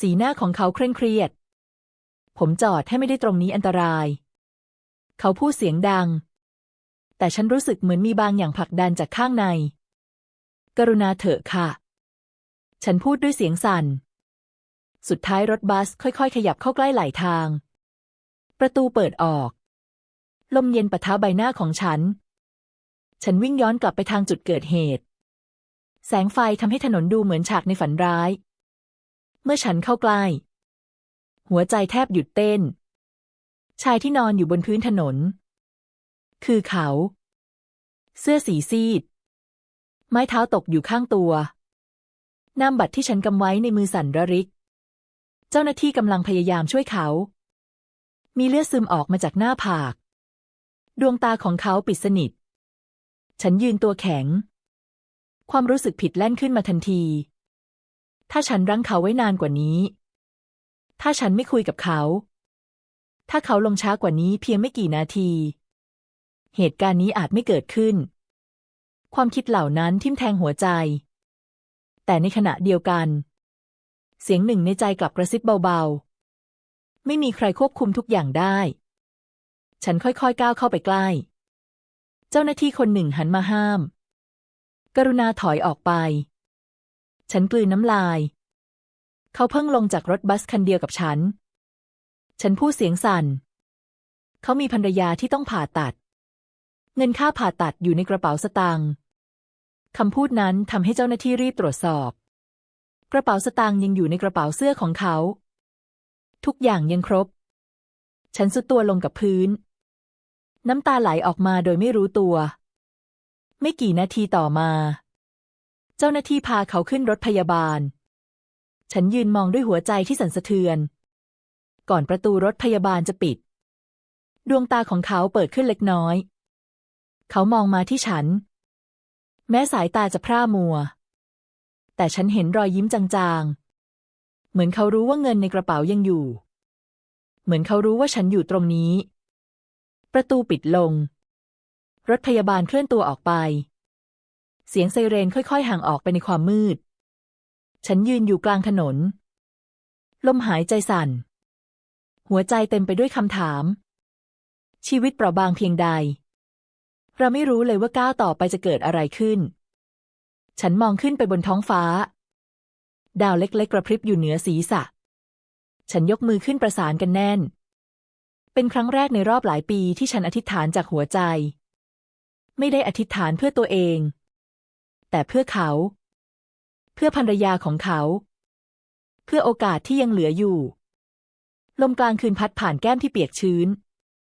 ฉันรู้สึกถึงบางสิ่งที่เปลี่ยนไปในตัวเองปัญหาของฉันยังคงอยู่ฉันยังไม่มีงานแม่ของฉันยังป่วยเงินในบัญชียังน้อยแต่หัวใจของฉันไม่เหมือนเดิมอีกต่อไปฉันเข้าใจแล้วว่าบางครั้งสิ่งที่เราคิดว่าเป็นความสูญเสียอาจเป็นการปกป้องบางอย่างที่ใหญ่กว่าถ้าฉันเลือกเก็บเงินนั้นไว้ฉันอาจต้องยืนอยู่ตรงนี้ด้วยความรู้สึกที่หนักหนายิ่งกว่าฉันอาจไม่มีแรงแม้แต่จะอธิษฐานไม่กี่ชั่วโมงต่อมาฉันนั่งอยู่หน้าห้องฉุกเฉินของโรงพยาบาลไฟนีออนสีขาวสว่างจ้ากลิ่นยาฆ่าเชื้อลอยอยู่ในอากาศฉันตัดสินใจตามรถพยาบาลมาแม้ไม่มีใครบอกให้มาแม้ไม่มีใครรู้จักฉันแต่บางอย่างในใจบอกว่าฉันควรอยู่ฉันกำลังนั่งกุมมือแน่น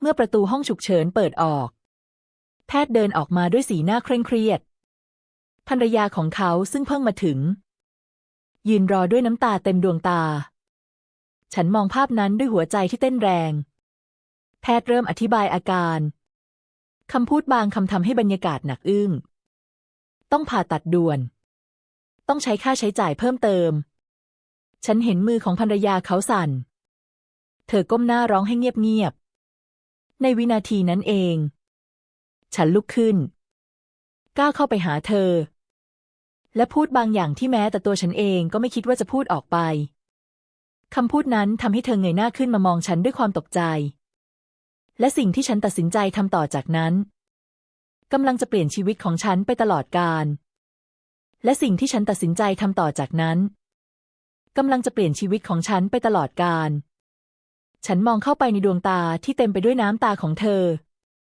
แล้วพูดด้วยเสียงที่สั่นแต่หนักแน่นฉันมีเงินเก็บอยู่เล็กน้อยค่ะถ้ายังขาดเท่าไรฉันยินดีช่วยเท่าที่ทำได้คำพูดนั้นทำให้แม้แต่ตัวฉันเองยังตกใจเงินเก็บที่ฉันพูดถึงคือเงินก้อนสุดท้ายที่ฉันกันไว้จ่ายค่าเช่าห้องถ้าฉันให้ไปฉันอาจไม่มีที่อยู่ในเดือนหน้าแต่ในวินาทีนั้นฉันไม่สามารถยืนดูความสิ้นหวังตรงหน้าโดยไม่ทำอะไรเลยได้ภรรยาของเขามองฉันเหมือนฉันเป็นคนแปลกหน้าซึ่งก็ถูกต้องเราไม่เคยรู้จักกันมาก่อนทำไมคุณถึงช่วยเราเธอถามเสียงเบาฉันนิ่งไปครู่หนึ่งเพราะฉันเองก็ไม่แน่ใจเหมือนกันบางทีเพราะเขาเคยช่วยฉันแม้เขาไม่รู้ตัวฉันตอบเพียงเท่านั้นไม่นานหลังจากนั้นเจ้าหน้าที่การเงินของโรงพยาบาลเดินออกมา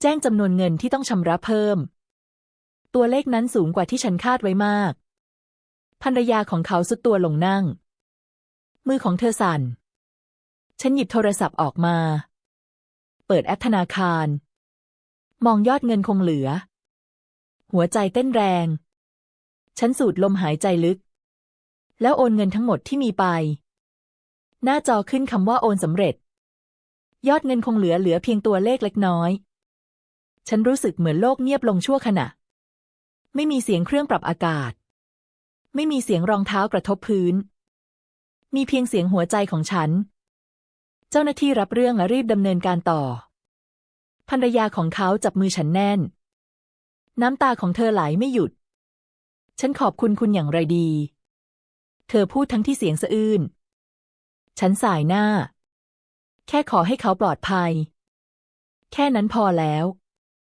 เวลาผ่านไปช้าอย่างทรมานเขาถูกพาเข้าห้องผ่าตัดไฟหน้าห้องยังคงสว่างฉันนั่งรออยู่ข้างเธอแม้ท้องของฉันเริ่มร้องเพราะยังไม่ได้กินอะไรตั้งแต่เย็นแม้หัวสมองเริ่มคิดถึงวันพรุ่งนี้ฉันจะทำอย่างไรจะบอกเจ้าของห้องเช่าอย่างไรจะส่งเงินให้แม่อย่างไรแต่ทุกครั้งที่ความกลัวพยายามครอบงำฉันนึกถึงคำพูดของเขาบนรถบัสอย่าหมดหวังบางครั้งพระเจ้าทดสอบเราเพื่อดูว่าเรายังเป็นคนแบบไหนในวันที่ไม่มีใครมองตอนนี้ไม่มีใครมองฉันจริงๆไม่มีใครรู้ว่าฉันโอนเงินไปไม่มีใครรู้ว่าฉันกำลังเสี่ยงอนาคตตัวเองแต่ฉันรู้และหัวใจของฉันรู้หลายชั่วโมงผ่านไปประตูห้องผ่าตัดเปิดออกแพทย์เดินออกมาพร้อมรอยยิ้มอ่อนล้าการผ่าตัดผ่านไปได้ด้วยดี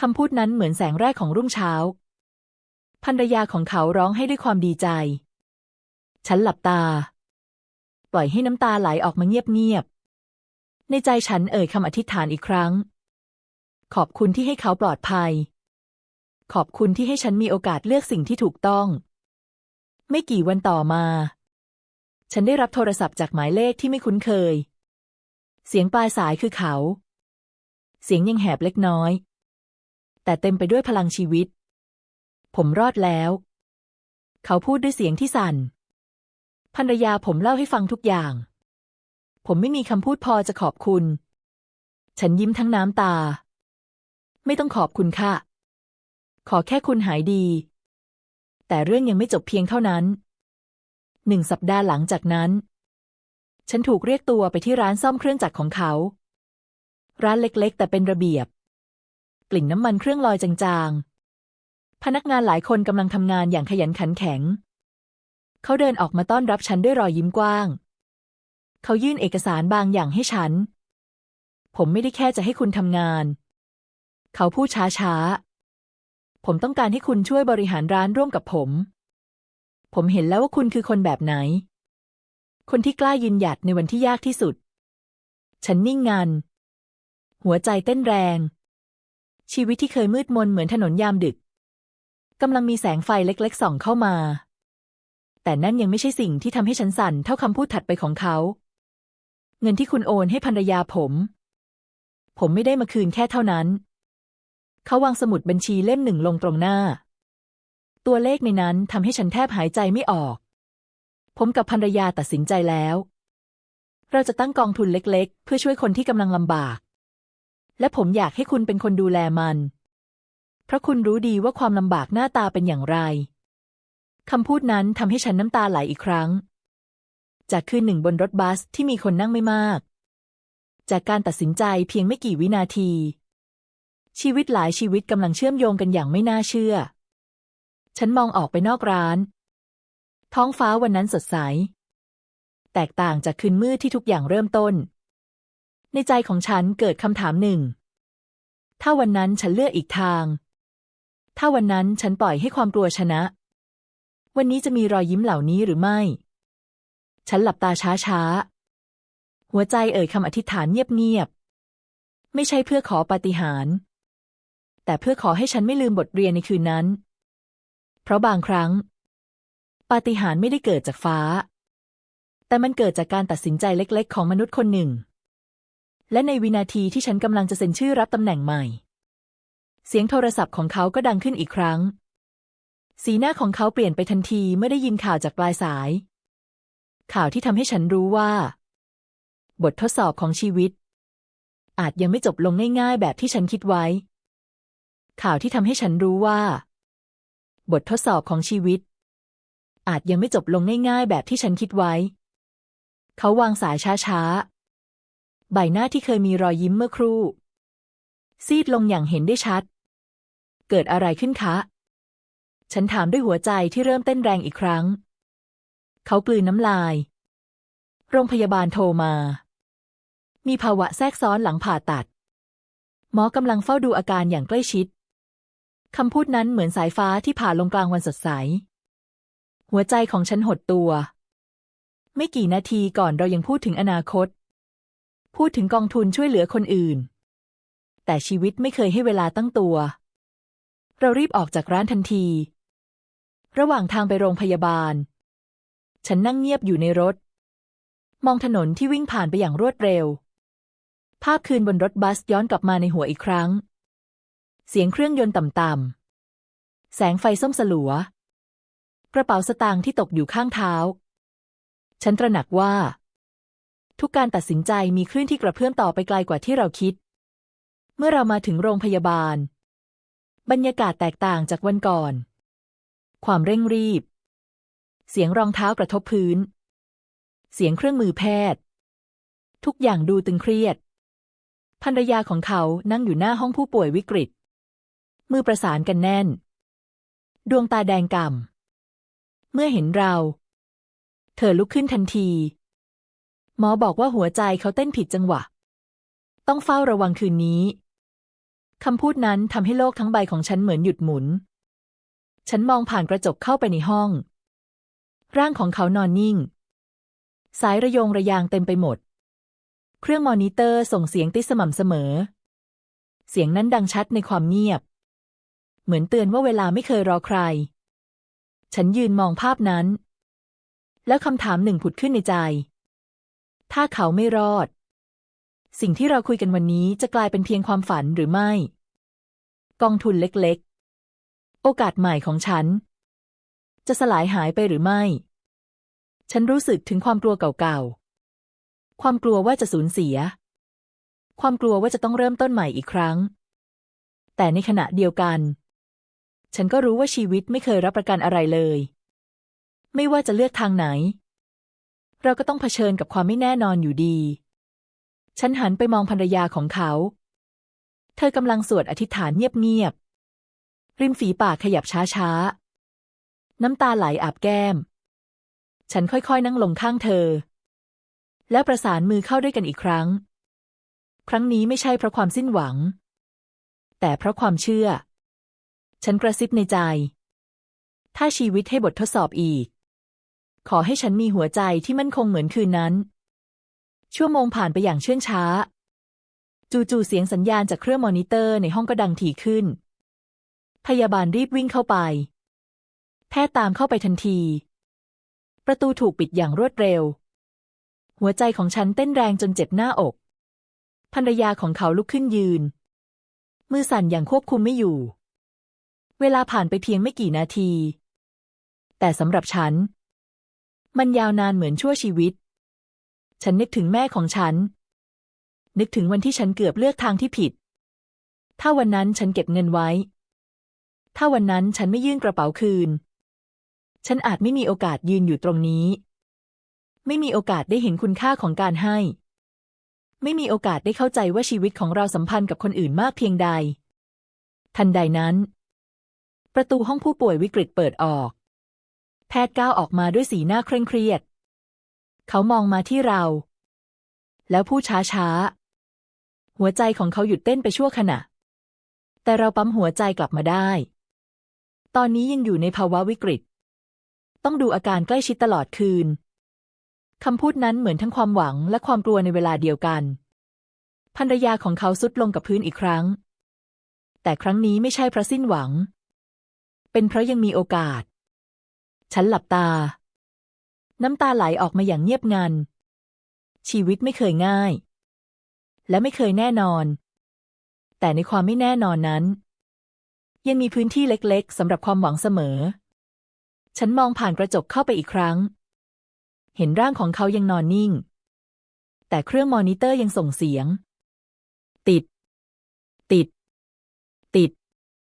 เสียงเล็กๆที่ยืนยันว่าชีวิตยังอยู่ฉันยกมือขึ้นแตะกระจกเบาๆในใจพูดกับเขาคุณยังต้องอยู่ต่อยังมีร้านที่ต้องดูแลยังมีกองทุนที่ต้องเริ่มยังมีคนอีกมากที่รอความช่วยเหลือและฉันเองก็ยังมีบทเรียนอีกมากที่ต้องเรียนรู้เวลาล่วงเลยเข้าสู่เช้ามืดแสงแรกของวันค่อยๆส่องผ่านหน้าต่างทางเดินโรงพยาบาลฉันรู้สึกเหนื่อยล้าแต่หัวใจกลับตื่นเต็มที่ฉันไม่รู้ว่าคืนนี้จะจบลงอย่างไรไม่รู้ว่าเขาจะฟื้นตัวเต็มที่หรือไม่รู้ว่ากองทุนจะได้เริ่มต้นหรือเปล่าไม่รู้ว่าชีวิตของฉันจะมั่นคงแค่ไหนแต่ฉันรู้เพียงอย่างเดียวคืนนั้นบนรถบัสกลางดึกฉันเลือกแล้วว่าจะเป็นคนแบบไหนและไม่ว่าผลลัพธ์จะเป็นอย่างไรฉันจะไม่ย้อนกลับไปเสียใจกับการเลือกความซื่อสัตย์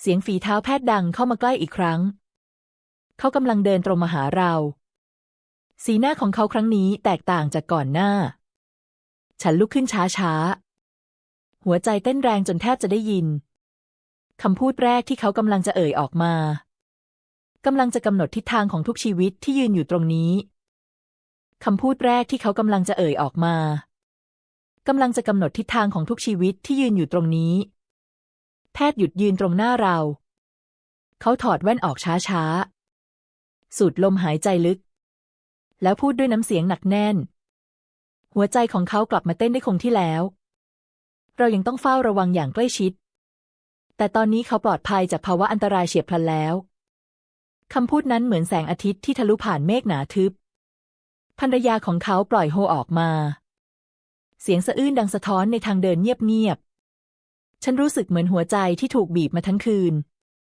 ค่อยๆ คลายออกขาของฉันอ่อนแรงต้องจับพนักเก้าอี้ไว้น้ำตาไหลลงมาอีกครั้งแต่ครั้งนี้ไม่ใช่เพราะความกลัวเป็นเพราะความโล่งใจที่ลึกที่สุดในชีวิตแพทย์อธิบายต่อถึงการดูแลหลังจากนี้ต้องใช้เวลาต้องพักฟื้นต้องมีค่าใช้จ่ายเพิ่มเติมแต่ไม่มีคำไหนหนักเท่าคำว่าเขาปลอดภัยเมื่อเราได้เข้าไปเยี่ยมทีละคนฉันยืนอยู่ปลายเตียงมองเขาที่ลืมตาขึ้นช้าๆดวงตาอ่อนล้าแต่มีชีวิตเขาเห็นฉันรอยยิ้มจางๆปรากฏบนใบหน้าคุณยังอยู่เขาพูดเสียงเบาฉันพยักหน้าฉันยังอยู่ค่ะและฉันจะอยู่จนกว่าคุณจะแข็งแรงเขาหัวเราะเบาๆแม้เสียงจะยังแหบดูเหมือนผมยังมีงานต้องทำอีกเยอะ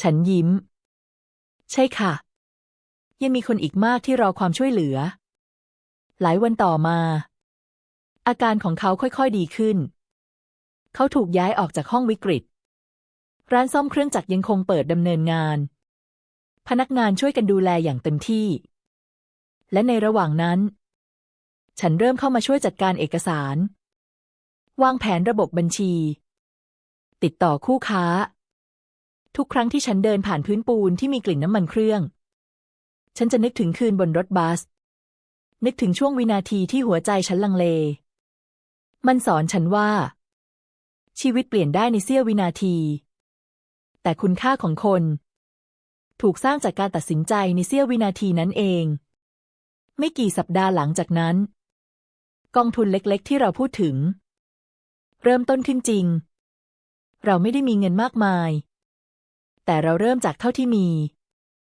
ช่วยค่าเดินทางให้คนงานที่ต้องพาแม่ไปโรงพยาบาลช่วยค่าอุปกรณ์การเรียนให้เด็กคนหนึ่งทุกครั้งที่ฉันเห็นรอยยิ้มของคนที่ได้รับความช่วยเหลือหัวใจฉันจะอบอุ่นและฉันจะนึกถึงคำถามหนึ่งเสมอถ้าวันนั้นฉันเลือกเก็บกระเป๋าสตางค์ไว้วันนี้ฉันจะได้ยืนอยู่ตรงนี้หรือไม่คืนหนึ่งหลังเลิกงานฉันนั่งอยู่ในร้านเพียงลำพังแสงไฟสีขาวสะท้อนพื้นปูนเสียงนาฬิกาดังติ๊กตอกฉันหยิบสมุดบัญชีกองทุนขึ้นมาเปิดดูตัวเลขยังเล็กแต่เรื่องราวเบื้องหลังแต่ละตัวเลขยิ่งใหญ่เหลือเกินฉันวางมือบนหน้ากระดาษแล้วอธิษฐานเงียบๆขอให้ฉันไม่ลืมว่าทุกอย่างเริ่มจากการเลือกเล็กๆขอให้ฉันไม่หลงลืมความลำบากของตัวเองในอดีตเพราะความลำบากนั้นคือสิ่งที่ทำให้ฉันเข้าใจคนอื่นเสียงโทรศัพท์ดังขึ้นในความเงียบ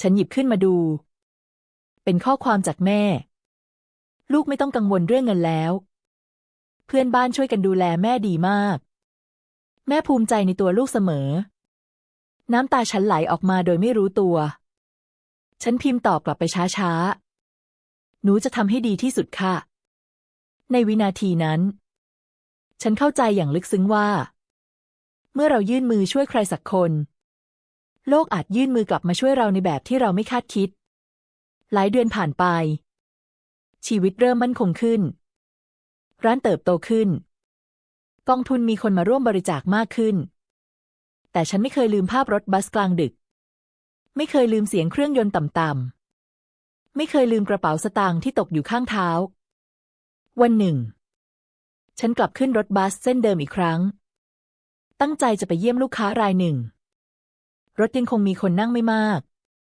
แสงไฟยังคงสลัวฉันนั่งที่แถวกลางรถเหมือนเดิมหัวใจสงบกว่าในคืนนั้นมากระหว่างที่รถกำลังเคลื่อนตัวฉันเห็นเด็กหนุ่มคนหนึ่งนั่งก้มหน้าสีหน้ากังวลมือกำกระเป๋าแน่นภาพนั้นทำให้ฉันยิ้มบางๆเพราะฉันรู้ว่าบางทีคืนนี้ชีวิตของใครบางคนอาจกำลังถูกทดสอบเหมือนที่ฉันเคยถูกทดสอบและบางทีเพียงการตัดสินใจเล็กๆอาจกำลังจะจุดประกายปาฏิหาริย์ครั้งใหม่รถบัสชะลอที่ป้ายหนึ่งมีผู้โดยสารลุกขึ้นอย่างเร่งรีบและในจังหวะนั้นเองบางสิ่งบางอย่างหล่นลงบนพื้นใกล้กับเท้าของเด็กหนุ่มคนนั้นพอดีสิ่งที่หล่นลงบนพื้นคือซองเอกสารสีน้ำตาลหนามันกระแทกพื้นเบาๆไม่มีใครในรถสังเกตเห็น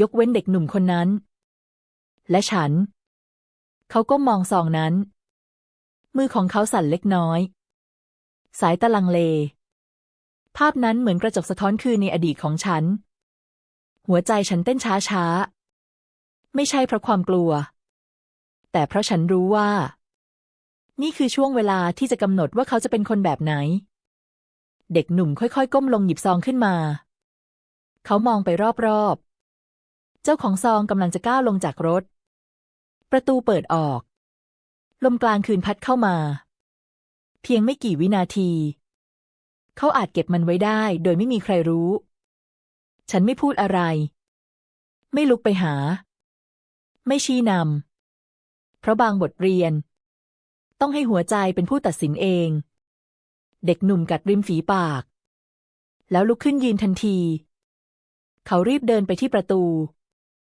ตะโกนเรียกชายคนนั้นคุณครับคุณทำของหล่นชายคนนั้นหันกลับมาด้วยสีหน้าตกใจรับซองเอกสารไปด้วยมือสั่นขอบคุณมากเสียงของเขาเต็มไปด้วยความโล่งใจประตูปิดลงรถบัสเคลื่อนตัวต่อเด็กหนุ่มกลับมานั่งที่เดิมใบหน้าของเขาเปลี่ยนไปเล็กน้อยความกังวลยังคงอยู่แต่มีบางอย่างเพิ่มขึ้นความมั่นคงเล็กๆในแววตาฉันยิ้มเงียบๆมองออกไปนอกหน้าต่างไฟถนนยังคงวิ่งผ่านเหมือนคืนก่อนแต่หัวใจของฉันสงบอย่างที่ไม่เคยเป็นมาก่อนฉันเข้าใจแล้วว่าความดีไม่เคยหยุดอยู่ที่คนคนเดียวมันเดินทางต่อจากใจหนึ่งไปสู่อีกใจหนึ่งจากการตัดสินใจหนึ่งไปสู่อีกการตัดสินใจหนึ่งคืนนั้นบนรถบัสกลางดึก